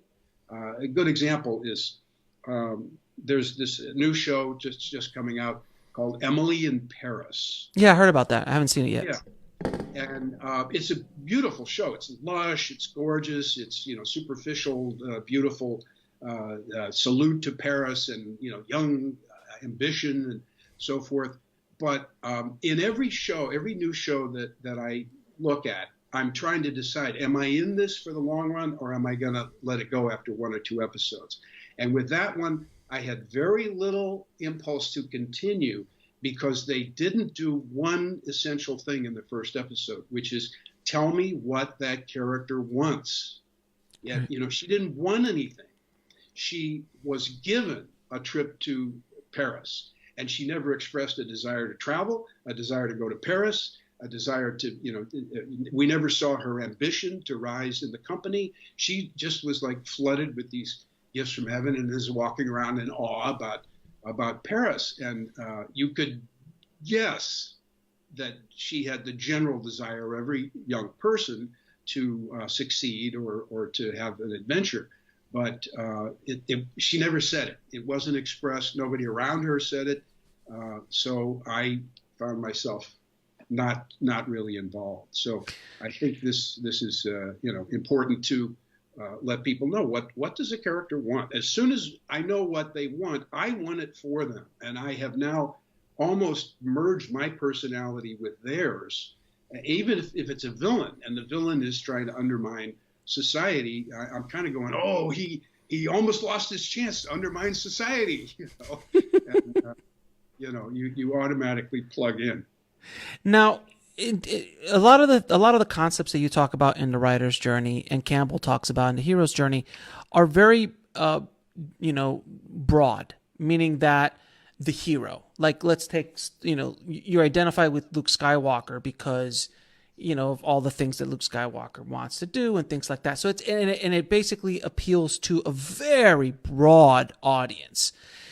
In today's world, where that works wonderfully for a studio film, but not as much for independent films or smaller projects, how can you apply the writer's journey into a niche? So like you were saying, I want to see myself in it. So in my book, I talk about the power of the niche. And let's say, instead of making a romantic comedy, so which is just about generally two people, like the general feeling of falling in love or not, losing love, all that stuff, I say make a vegan chef romantic comedy where a vegan chef falls in love with a barbecue pit champion. Mm-hmm. And now we can target that movie to a much more powerful, deep deep and focused audience as an independent filmmaker can, as opposed to abroad, because as abroad, I can't as a filmmaker, an independent filmmaker with a $3, $4, $5 million budget, unless I have some major stars, and even the major stars is going to be very difficult. So as a storytelling element, how can you apply the writer's journey into more of a niche model? And do you do you agree with what I just said? Yeah, I do. I think that that's actually a growth area, carving off maybe increasingly smaller slices of life. And, I think always continuing to lift the cover off things and look deeper into corners of society we haven't looked at before. So that itself has a value. But then there is the general human condition, and that's where the general and these hero's journey things do come into play, because as different as people are, they are driven by the same list of drives and needs, no matter what their conditions are. So there's a pleasure I think the audience has in going, I'm going to educate myself about a new walk of life I don't know anything about. We're watching Ricky Gervais's show. I think it's called Second Life, where he is a guy whose wife has died, and he basically is suicidal. But he just says, I'm going to do whatever I want, because what difference does it make? And we're watching on two levels. One is the general problem of anybody losing someone they love. And then on the specifics, he's opening the door into this little town in England that has all these different levels of society that you get to see. And it's so enlightening. I just feel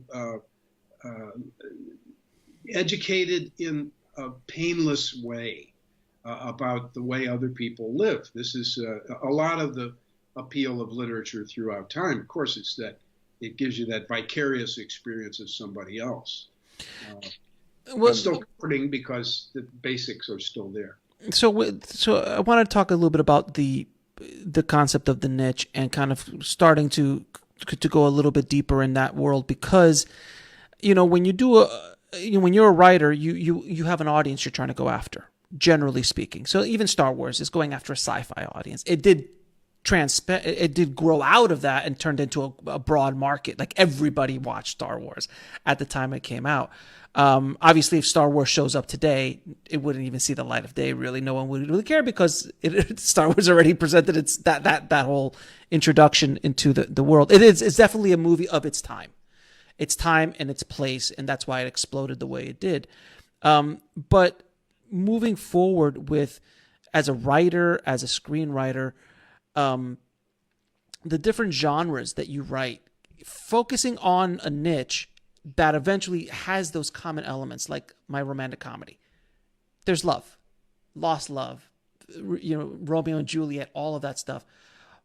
But with the way the world is going, which now it's becoming much more curated, where before it wasn't curated. Like HBO was HBO. But now HBO has a flavor to it. Disney Plus has a flavor to it. Hulu has a flavor to it. And before, all these companies were trying to maybe even be more broad for everybody. But now they're just like, that's not where the money is. The money is less specialized in this world. So as writers, as screenwriters, again, I think we're saying the same thing. Working within the more curated niche worlds, but keep those elements that are universal in there. But if you're focusing as a writer on a universal, broad topic, it's going to be a difficult sell. Would you agree? Mm-hmm. Yes. Yeah, I think things have to be specific. This is something I've confronted a lot, because I work sometimes in very abstract thought forms and think about, a big epic subject, for example, or a fantasy, but it doesn't really land either to sell it or to present it to an audience until you've narrowed it down to, this takes place in Chattanooga, Mississippi in 1952. and you have to anchor it in something real to get that double resonance of the big general thing and then the specific thing. So I think there's nothing new about this development, which is very interesting what you've said about how these producers of content are developing personalities. And there's, as I say, nothing new about that, because this happened early in the studio phase. Warner Brothers films, Disney films. Warner Brothers was distinct, and down to detail. Like the gunshots in a Warner Brothers film sound different, and you can spot a Warner's film from the 30s, 40s, 50s because they were using the same gunshots, the same pieces of tape, and it was distinct, and they were appealing to people who liked bubbly musicals and gritty stories about crime in the streets and that sort of thing. And then they got into, Errol Flynn, and we could do these swashbucklers. They developed that whole side, and then other studios were doing other things. So, and I've always loved that. I've always loved the fact that the companies I worked for had personalities, and it paid to know the personality of your studio, what was possible at Disney, what had been before at Disney, and what could be again. This was part of sort of the institutional knowledge that I tried to encourage. I sort of held myself up as a champion of the personality of whatever studio I was working for, and I try to find opportunities to feed that. Working at Fox or Paramount or whatever, I was always a curator in a way, looking to find where that heartbeat was and to feed it with more of that kind of content or expand on something. It's really interesting how the business is changing so dramatically now, and that curation aspect of storytelling is a survival mechanism, I think, because I mean, did you just read that article that came out that Disney's reorganizing their entire company to focus on streaming?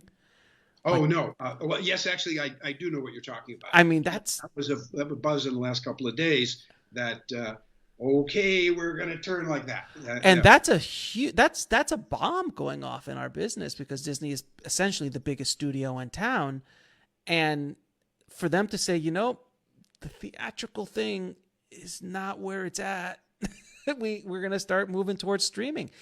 And it makes all the sense in the world. And I agreed. We're getting a little off topic, but generally speaking, it was going to happen. We all knew this is where it's going to go. It's just that COVID really amped everything up and sped everything up. That's right. Yeah. It was that odd accelerant that, like I say, about developing this way of communicating was something that was there and not appreciated for its value until we really needed it. And then all of a sudden, I'm so grateful that we already had Zoom and all these other things. I think same thing here, that people have been talking about all these evolutions, but it wasn't necessary. Now the trigger's here, and people are going with it. Now and I wonder what will happen in the long run. I don't think going to movies, even going to drive-ins, has come back a little bit. I don't think that's going to die, but it's not. We're going to go back to a normal, but it won't be the same normal. It'll be a new normal, just like with COVID. And there will be experiences where you go to a theater, but it'll be different somehow. And I'll end this conversation, this topic, because I could talk for about another hour just on this. But I agree with you 100%. I don't think that movies will ever go away. The theatrical experience will never go away. Just like Broadway is taking over plays. I mean, it won't go away. I think it will be a different experience. I think that it will never get back to 2019 levels, just on a screens level and on people going to the movies again. It's going to take a while for this hangover, the COVID hangover, as I call it, because people are just, you're used to not going into a crowded room anymore. So it's going to take a minute for your mind to kind of wrap yourself around going back to the theaters and doing all of that. But also the screens are going to be less. Regal just shut down. I promise you, Amazon is probably going to buy AMC or Regal. All these big streamers are going to buy these theatrical components and then start doing them in a completely different way. Because if you own the theater and you own the content, well, that's a different business model than just selling popcorn.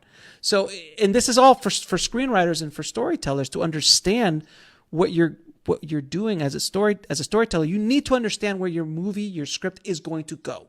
If you don't think about the audience, if you don't think about who are you trying to sell this to at every level, from the point where you write the script, who am I selling this to a producer? Am I trying to sell it to a studio? Am I trying to sell it to an independent filmmaker? Like and then from there going, okay, now who is the audience for this film? And I think that's where so many screenwriters fail, is because they just write because I'm good at write. But unlike a novel, which you could just put out because you just wanted to write, a screenplay is that blueprint that could be millions, if not hundreds of millions of dollars blueprint.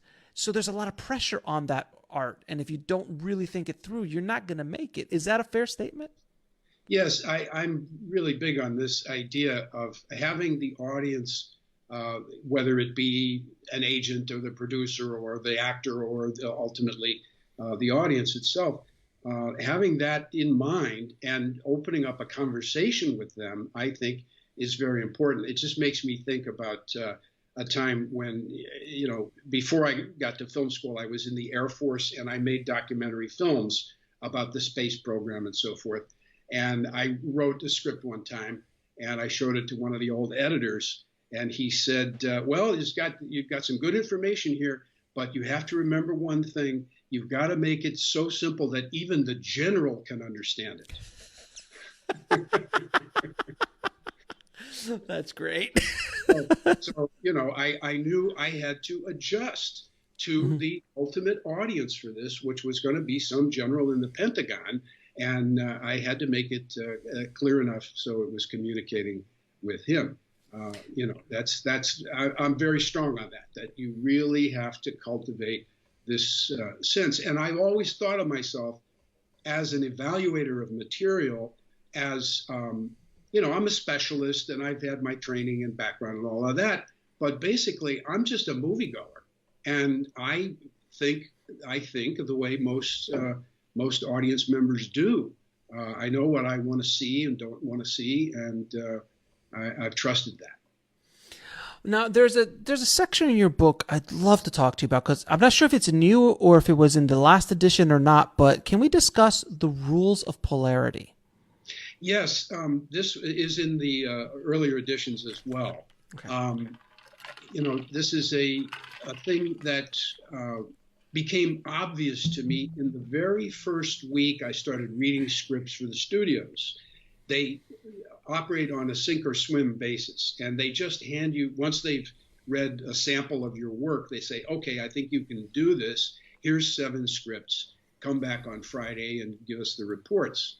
And I noticed right away on the first 2 or 3 scripts that they were polarized, that every universe that the film writer was creating was divided into 2 camps. It would be the men and the women in a romantic comedy. It would be the upper levels of society and the lower levels, or the cops and the robbers, or the Indians and the cavalry, or some other oppositional frame would be created.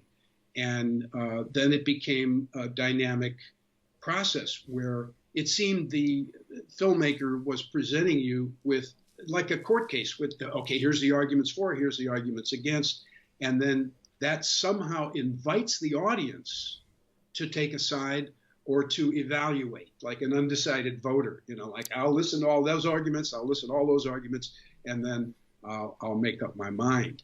And it seemed that it was an engine that drove the story forward, that the opposition of those 2 polarized forces really got the story rolling and created this kind of tension, and made it have a heartbeat, like a tick-tock. And then I started thinking about more specific rules. And this was a little later as I worked at Disney, and especially as we were getting scripts intended for animation, where they would take an old fairy tale and try to, like Rumpelstiltskin or something, and turn it into a feature-length 90-minute or so screenplay. I started seeing that there were some rules about the polarity. And also this comes from observing especially the buddy comedies that we were doing a lot of at Disney on the live action side at that time. This was in the 80s and 90s. And those operated on a strict polarity. There would be one style of living, of a cop from Detroit who was of the streets. I'm talking about Beverly Hills Cop. Yeah. And he was rough and tumble and almost a criminal himself and irreverent. And then he'd be clashed together with somebody who was the opposite, who was by the book, strict, buttoned down, just as different as possible. So those two things clashing together made an interesting dynamic, a lot of conflict and opportunity for comedy. But also there was a mechanism in it that I detected, which is that at some point, the poles would switch, and the person who was wild and crazy would be forced to put on a disguise and look like he was buttoned down and clerical and, more West Point. Mm-hmm. And then the other guy who was by the book would be forced to change clothes and be in the wild position. And they would experiment with that for a while, but then come back again to their comfort zones. It's like, well, that's your basic nature. You're a wild man and you're a button-down guy, but you've had a visit to the other side, and you aren't going to land right back where you started. You're going to come out somewhere a little closer to the middle, not smack in the middle, because that would be paralyzing, but a little closer to your opposite, so that you can experiment with it, you can take advantage of some of the good things about that other way of living, and yet you're still close to your comfort zone, and if you get scared, you can run back there. So it served as a model, and then I found it validated by things that were happening in my own life, in the relationships of men and women, marriages and things like that. I saw these same forces at work. So I tried in the chapter to think almost like I was dealing with some force of nature like magnetism or something, that magnetism has some rules, and polarity is like that. You turn one of the magnets so that they're both negative poles, they're going to fly apart. You turn it the other way, so it's negative to positive, they're stuck together. And polarity in stories can work that way too. People seem to hate each other at first, and then something shifts, and now they're wildly attracted. Yeah, and then so they fly apart again, but they come back together. Yeah, so like The Bodyguard with Whitney Houston and Kevin Costner's characters, that was a perfect example of them hating or not wanting to be with each other, then eventually coming together. I remember Stir Crazy with Gene Wilder and Richard Pryor, 48 Hours, Lethal Weapon. All of those have everything you're talking about. Yeah, and it's funny because just mentioning the titles and this idea, it comes into your mind right away, and you can see the two sides, even on the poster sometimes. They're looking at each other nose to nose, and just as different and contrasting by casting, if nothing else.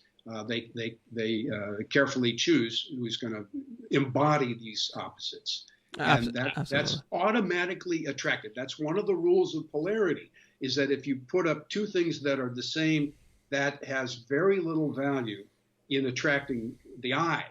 But if you put something just in a piece of art, in a drawing, if there's a heavily shaded area and then one little area of light, you're attracted to that, and you are interested in the contrast.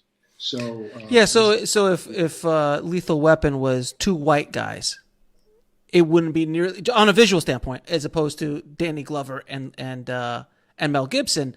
Yeah. I remember the poet because I worked at the video store, so I remember that cover so clearly.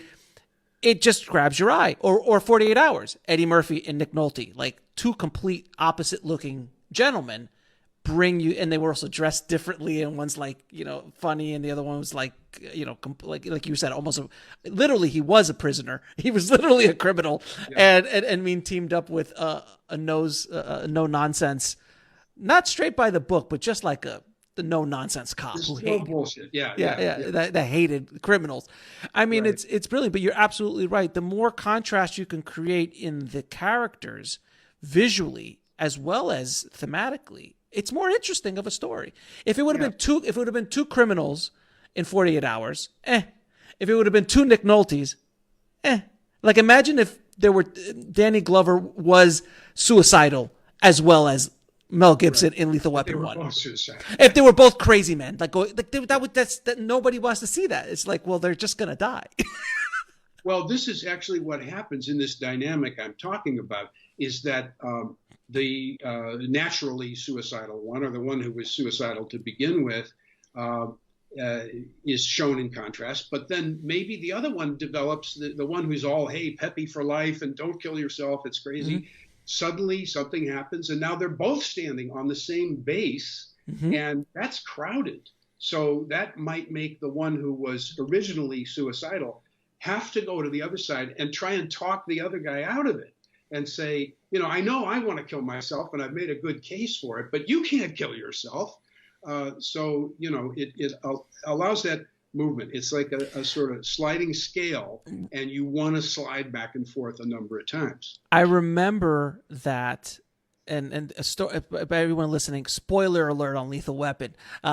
Sorry, after 20 odd years or 40 years or whatever it was since it came out, cool. 30 or some years, whatever. But I remember the end was so specifically because obviously Riggs had no problem killing people. Like he killed people left and right, and Glover was like, "Why are you killing everybody? Stop killing everybody!" And the last fight with Gary Busey in the lawn, he has the moment where he's about to kill. Yes. He was about to kill Gary Busey, and he decided to let go and not. So the Riggs at the beginning of the movie would have killed him in a heartbeat, but he decided not to do it and let him go because Danny Glover's character Murtaugh infected him with this. Like he pulled him closer to where he was. And then there's other scenes in the movie where Murtaugh definitely starts moving towards the crazy man that Riggs is in the movie. And then at the end, obviously, Gary Busey decides to go up and they both shoot him and they both kill him, which is like both of them literally coming together to I don't know what the term would be, to not rationalize, but actualize their characters finally. And at the end, they're both a lot different, but yet they're still. Riggs is not Murdoch, or Murdoch's not Riggs, but they are definitely closer to each other than they were before. This brings up a larger point, which is the question of what do people want from entertainment? They want to be taken, obviously, out of themselves. They want to go to a different world. They want to experience some other life vicariously. And people will say, don't lecture to me. Don't give me a moral. I don't want that. I'll make up my own mind and so forth. And I think that's absolutely wrong. I think people want moral essays. They want prescriptions about how to live better. They want examples, and they want to see people learning. And this is all kind of subterranean. Their first thought is, okay, show me some explosions, car crashes, sex, the interesting stuff. But so I say they come in for all that stuff, but they stay for the learning, for the lesson, for this thing that sticks with you afterwards, where you take, maybe it's just for a fleeting second, but you take a look at your own life and you say, I've been a little bit too much of this or too much of that, and I need to shift a little bit. This is one of the beautiful things about this work we do, is that you can't really change people 180 degrees, but you can shift their consciousness a little bit, and that's fantastic. That's incredibly powerful to make sometimes these little increments of awareness that's really deep, actually. Now, there's a chapter in the book I'm dying to ask you about, the vibes chapter, and talking about chakras and how to use that concept in your storytelling. So can you please explain a little bit about vibes, the chakra element, and how you apply it to storytelling? Yes, this is a new chapter for the 25th anniversary edition. It's kind of the meat of what makes it new.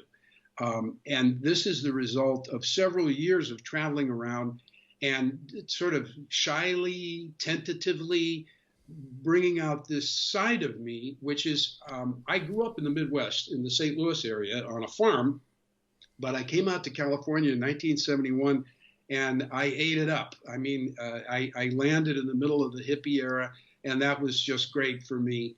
And I absorbed a lot of ideas, and that was one of them, that we live in a universe of vibrations. And we talked about it. You know, we had the Beach Boys song, Good Vibrations, and we'd say, did you feel the vibes in that room last night? And, oh, my God, I got such a bad vibe from that guy at the meeting. And, you know, we had this idea that everything we touch and feel and see and hear is vibration. You can hear my voice right now because I'm vibrating a column of air in my throat in this room that's making this element in the speaker the mic go back and forth and so on, transmitted down to the vibes in your ear.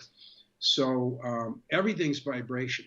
And this also came from, I went on a course of study of spiritual things and the occult and, mysterious mystery religions and all that sort of stuff in my 20s. And I studied the chakra system, which is this idea from India, basically. It's thousands of years old. It's thousands of years old. It's a very, very old thing that even, is probably well understood before anybody discovered how to write. But the idea is that up and down your spine, you have different spiritual centers, and they're pictured as lotus blossoms that are either, in imaginary form, but imagined as flower blossoms that are either open or closed. And as you develop spiritually, you open higher and higher centers until, theoretically, everything is open, and then you're Buddha. But most people only experience a couple of those things being sort of turned on or open at any particular time. But how this all came together was that when I worked for the studios, I went up a ladder and got away from the doggy door part of my career, where I actually was now going to the meetings. This was at Fox on my second term at Fox. I was part of the team that decides on Monday morning, we talk about the scripts we read over the weekend, and we argue and defend or attack everybody's projects. And if three people say, I think it was good, it gets bought and it gets made. So those are very, very important meetings. And I noticed most other people were commenting on the scripts in a kind of a numerical way by saying, well, we think it hits this demographic and it's probably going to hit 30% of the male audience. And, they had it sort of rigged almost mathematically. And I didn't do anything but point to different parts of my body. I said it choked me up and it made my heart race, or it tightened me up in the guts, and then I just lifted the top of my head off in the last act. So I realized, I put it together, I'm pointing to the chakras. And I began thinking about these as potential targets for your emotional effects, so that because I think everything is or should be intentional in this business. You should lay down an intention, and maybe the audience interprets in their own way and they go off your intention, but you really need to be thoughtful and conscious and intentional. And so why not study the different areas of the body and think, I want this to reach out from the page, from the screen, and hit them right in the gut. And I want them to be thinking about their guts right now. Or I want them to feel protective of their heart at this moment, or to feel a stab when somebody betrays someone on the screen. Or there's wonderful moments in movies like in The King's Speech, where he struggles to speak and he's got all the heart in the world and he loves his people, but he can't get it out through this throat chakra. And eventually he does make the breakthrough, and it's such a big moment that everybody loves that kind of scene where somebody speaks their truth and is able to hook up one or more. And that was another aspect of it, is that I realized the good scripts that I was describing on Monday morning were hitting at least two of these centers and creating a kind of a circuit between them. So the heart and the throat were connected. Or people say about Hitler, he was very open in the power chakra down in the guts. He was closed tight in the heart chakra, had no compassion for other people, but he was very open and powerful in the throat. So he hooked up the power from his guts and used it as a microphone through his throat and was able to, move the nation. So these connections of one or more centers are, I think, necessary to, whether you're aware of it or not. This is what you're doing, is you're triggering reactions in different places in the body. And it's good. So is there any character in movie history that connected more than four or more of those chakras, or God forbid, all of the chakras were opened up in the course of that story, or hit all of those energy points? Yeah, I think so. I think, first of all, in religious areas, you can Buddha, say, Jesus, yeah. Buddha, Jesus, et cetera, have hit most of those marks. But it comes up in films every now and then. There was one little film that I kind of cherish called Phenomenon with. I love it. Yeah, with John Travolta. Yeah, I love that movie. It's an absolutely ordinary guy, kind of down to earth, even a little selfish and unaware. And then something happened to him. I forget what the trigger was. It was it's a light from the sky came and hit him and gave him these phenomenal. If I remember, it was his mind. He just became insanely smart, but he also had powers, some sort of telekinesis of some sort. He was like an angel. There was another film he did called Michael, I think. Yeah. He actually wasn't an angel, but he had these kind of unusual powers. And I remember a couple of things, although my memory is very dim about most of it. A couple of things stuck with me. And one was that moment when he received this information, and it was done so simply and elegantly, and yet it touched those chakras, which was they simply panned up to a tree, and you saw maybe a little slow motion, the leaves of the tree were rattling and reflecting, like my hands are doing now. A little bit of light, dark. And that is intensely stimulating to the eye, the whole chain of to the brain from the eye.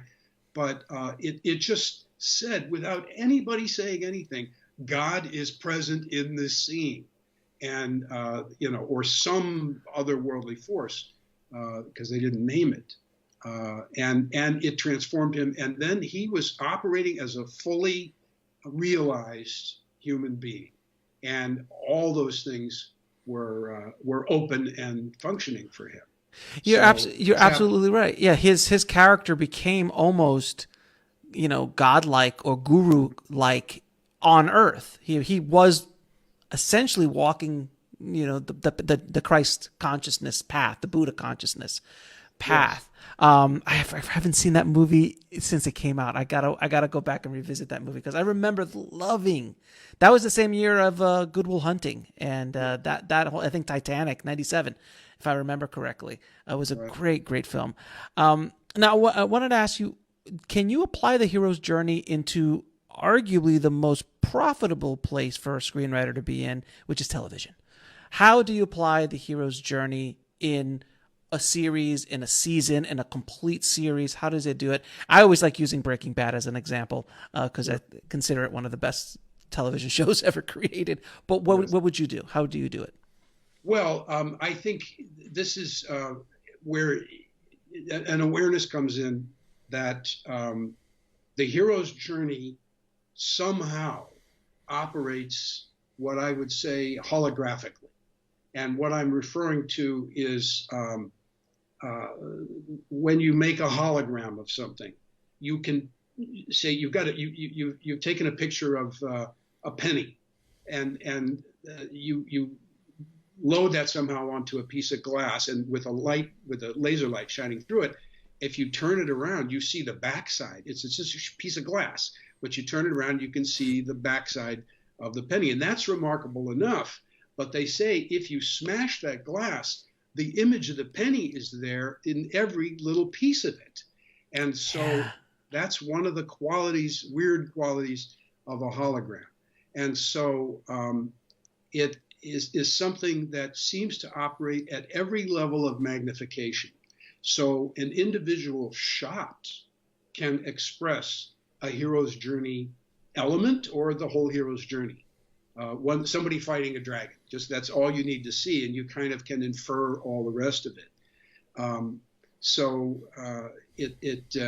It operates at all those levels, all the way up to the arc of the entire series, where somebody's soul is at stake, as it was in Breaking Bad, or their way of life is at stake, as it was in Downton Abbey. Where this question hangs over every episode, and this is the real answer here is that it's a series of questions of different sizes, and there's one giant question mark over the whole thing: is Tony Soprano gonna live or die? Right. Is Walter in Breaking Bad gonna survive or be redeemed or whatever happens to him?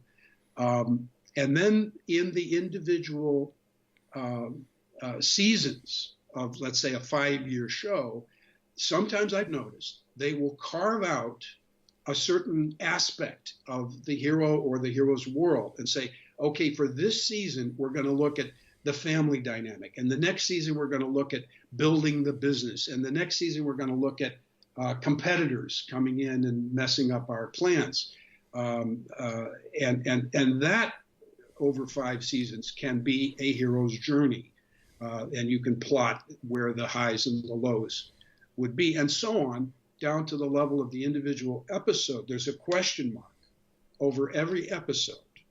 And then there are sub-questions in every scene. I've looked a little bit in this respect at Downton Abbey.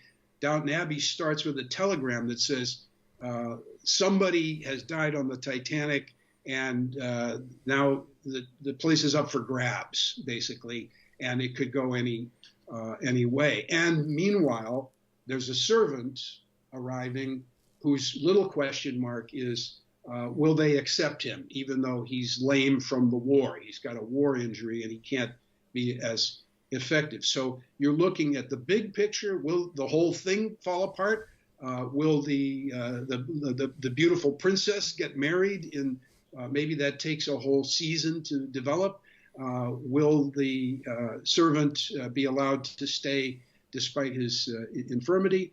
And so on, down to the individual scene. Will the master overhear something, or will the person who has the information betray somebody else? So you're working basically with a sliding scale of questions. When you just said, will the princess get married by the end of the season, or whatever that is, it brought back 2 shows that played with will they ever sleep together concept, which drives a lot of shows. Moonlighting, which was Bruce Willis's big thing with Sybil Shepherd, they were just like, will they, won't they? Will they, won't they? Will they, won't they? Will they, won't they? Hate each other, but they want to get together. Will they hate it? And when they finally got together, the entire show cratered. It just cratered, and it never recovered. Then you got a show like Friends, which had Ross and Rachel, which was another will they ever get together? Will they ever? And they held that on for like 2 or 3 seasons. They held till finally they get together. And that's death a lot of times, because that's why you're watching. You're like, okay, fine, they got together. Now where do you go from this? Well, then you rip them apart. And then you're constantly ripping, and then that relationship becomes so much more complicated over the course of 10 years that they did that show. till finally, again, spoiler alert, they finally end up together at the end because that's the only place they could end up. But they were able to keep that going for such a long time. So that is a very powerful tool to throw that question over a series. So I think it's something that that screenwriters should really think about when constructing story and constructing a series and applying that little tool is so powerful. Like will Tony Soprano live? Will Walter White survive? Will Downton Abbey, will we lose our way of life? It's such a powerful thing. And then, episode or season by season, they'll look at the sub questions like, will his marriage survive in either case? Will their relationship with their kids go south? Will, the competition come in? Will they be undermined by some mistake that they've made? That's a very strong and kind of almost Shakespearean thing that was operative in The Sopranos, that he tripped over some moral tripwires. And then you were in suspense. Is this going to come and get him eventually? So I enjoy watching those, watching the question as it unfolds. People will ask me, where's the best place for the love scene or the sex scene? And there are several answers. I can say, get them together in bed or kissing before they go into the big ordeal in the middle, roughly. That's one way, because then they go in together. They're joined. Or you have the intimacy in the actual ordeal in the middle, in the difficult tests. They're grabbing each other, or maybe that's the test is can they get together and survive that? Or just after is another nice place, because we've been through something dangerous together, and so it's natural to hug each other and become intimate. But the very best place is after the story is over. That's when you want to let the audience imagine what it's like for them to get in bed together, because the audience is better at constructing sex scenes than the best screenwriter in the world. Their imaginations do a fine job. Yes, and Hitchcock knew that. For them, you know. Hitchcock knew that very well. With don't show the murder, have him listen to it behind the closed door, and that's much more terrifying. And don't answer every question, because that makes room for the audience to participate. I think that's a basic distinction you can make about Hollywood versus independent or European style. Hollywood is a little more parental and cut and dried, and so we're going to resolve every plot and answer every question, and there are many more question marks at the end of an independent or basically European story. They don't sit in God's chair, and they're more speaking adult to adult and leave room for the audience. Hitchcock doesn't answer everything. One of my favorite of his films is Notorious, and there's a mystery in it from the beginning, which is Cary Grant is weirdly nervous about intimacy. And he's got this beautiful woman, Ingrid Bergman, right in his lap, but he can't pull the trigger, and he's, hesitant about it because he's torn with his duties.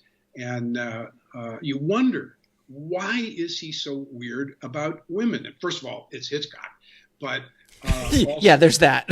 Also, there's room for you to enter in, which I did. And I made up my own backstory for him, that he was weird about women because he was in love with a spy during the war.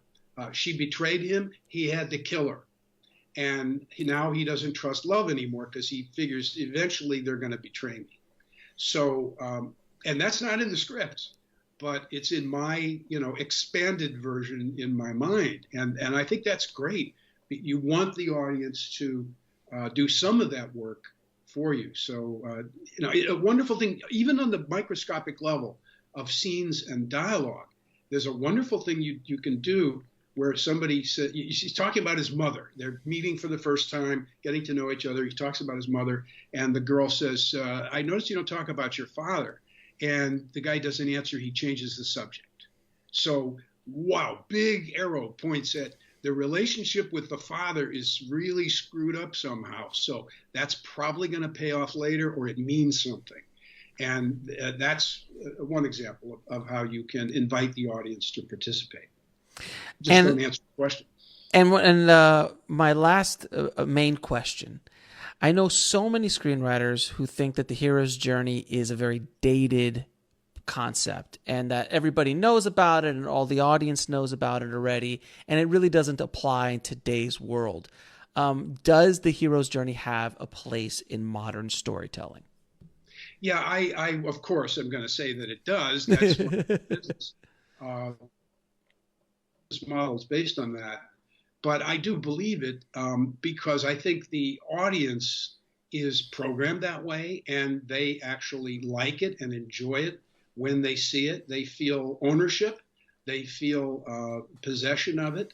And I think that it's extremely difficult for a filmmaker to tell a story that doesn't touch a corner of it somewhere. Because it's as prevalent as air or color, like I'm going to make a painting that doesn't have any colors in it, or I'm going to make a composition without any sound, no notes, and that's how essential these things are. Even you can make a composition where all the notes are sour, or where all the notes don't make sense, or they don't have a sense of rhythm, and that would be maybe an interesting composition, but it's still using the notes. You really can't escape these things. It's a frame, and the only thing you can do is say, I'm out of that frame, but you're still saying there's a frame. And, you can judge me by how far I distance myself from it, but I'm still stuck dealing with that frame. Very hard to escape. Now, I'm going to ask you a few questions I ask all my guests. What are 3 screenplays that every screenwriter should read? Yes, very interesting. First thing that comes to mind is the script for Risky Business, which was Tom Cruise, one of the pictures that put him on the map. That's a script I read at the studio, and I wrote the shortest response I'd ever written. Just buy it, do it, make it. It's near perfect. Don't mess with it. Don't screw around with this. Just make that script. It was a near perfect screenplay. I think along those lines, let's see. I'm stumped on other great screenplays that I've read. I think The Shape of Water, which I wrote about in my book, would be an interesting one to look at from the point of view of how do you put in the fanciful things and the fairy tale things.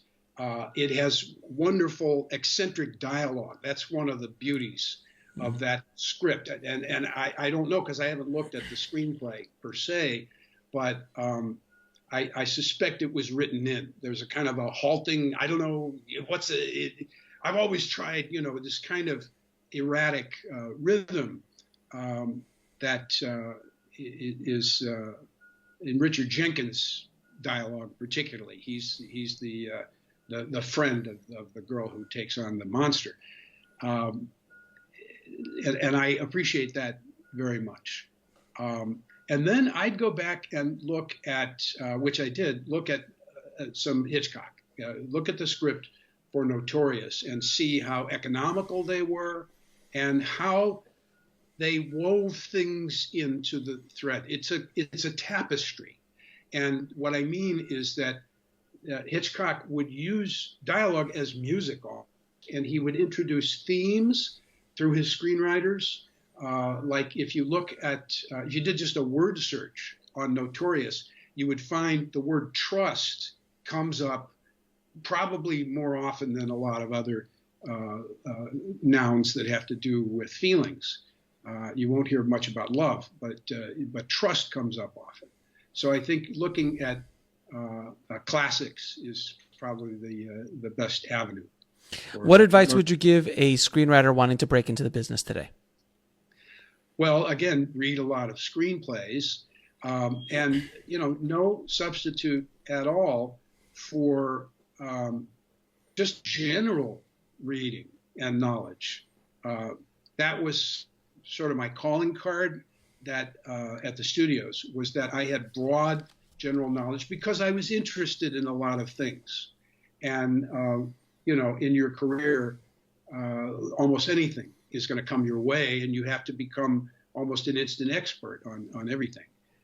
So reading and for me, I sort of take the pulse of the world every day by reading the New York Times and the LA Times and looking at Facebook, and up from that comes some kind of picture of where the consciousness of the world is going at that time, and then that feeds back into my writing sometimes.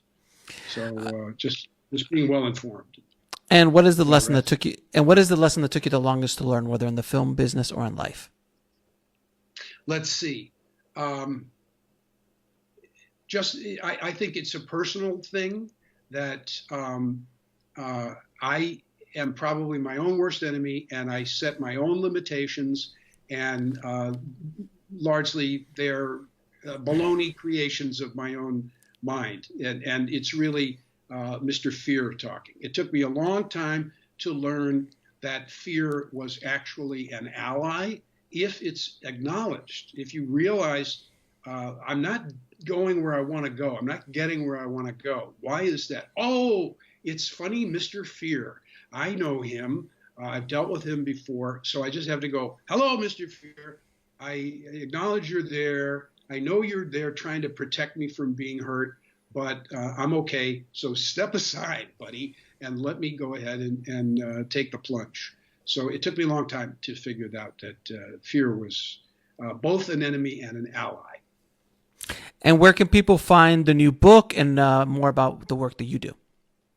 Well, the greatest sources for that, I think, would be Michael Weezy Productions, which is mwp.com. They have the full list of books, not just mine, but a really good library of all kinds of books about filmmaking, independent filmmaking, and then Amazon. I also have a WordPress blog, which is Chris Vogler's Writer's Journey.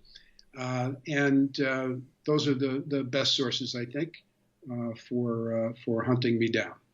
Chris, thank you so much. This has been such an enlightening conversation, and I just love talking to you because you're such a wealth of information. So thank you so much for writing this book 25 years ago and now giving us an updated version for today's world. I really appreciate what you do and the work that you do. And thank you again for being on the show, my friend. It's been my honor.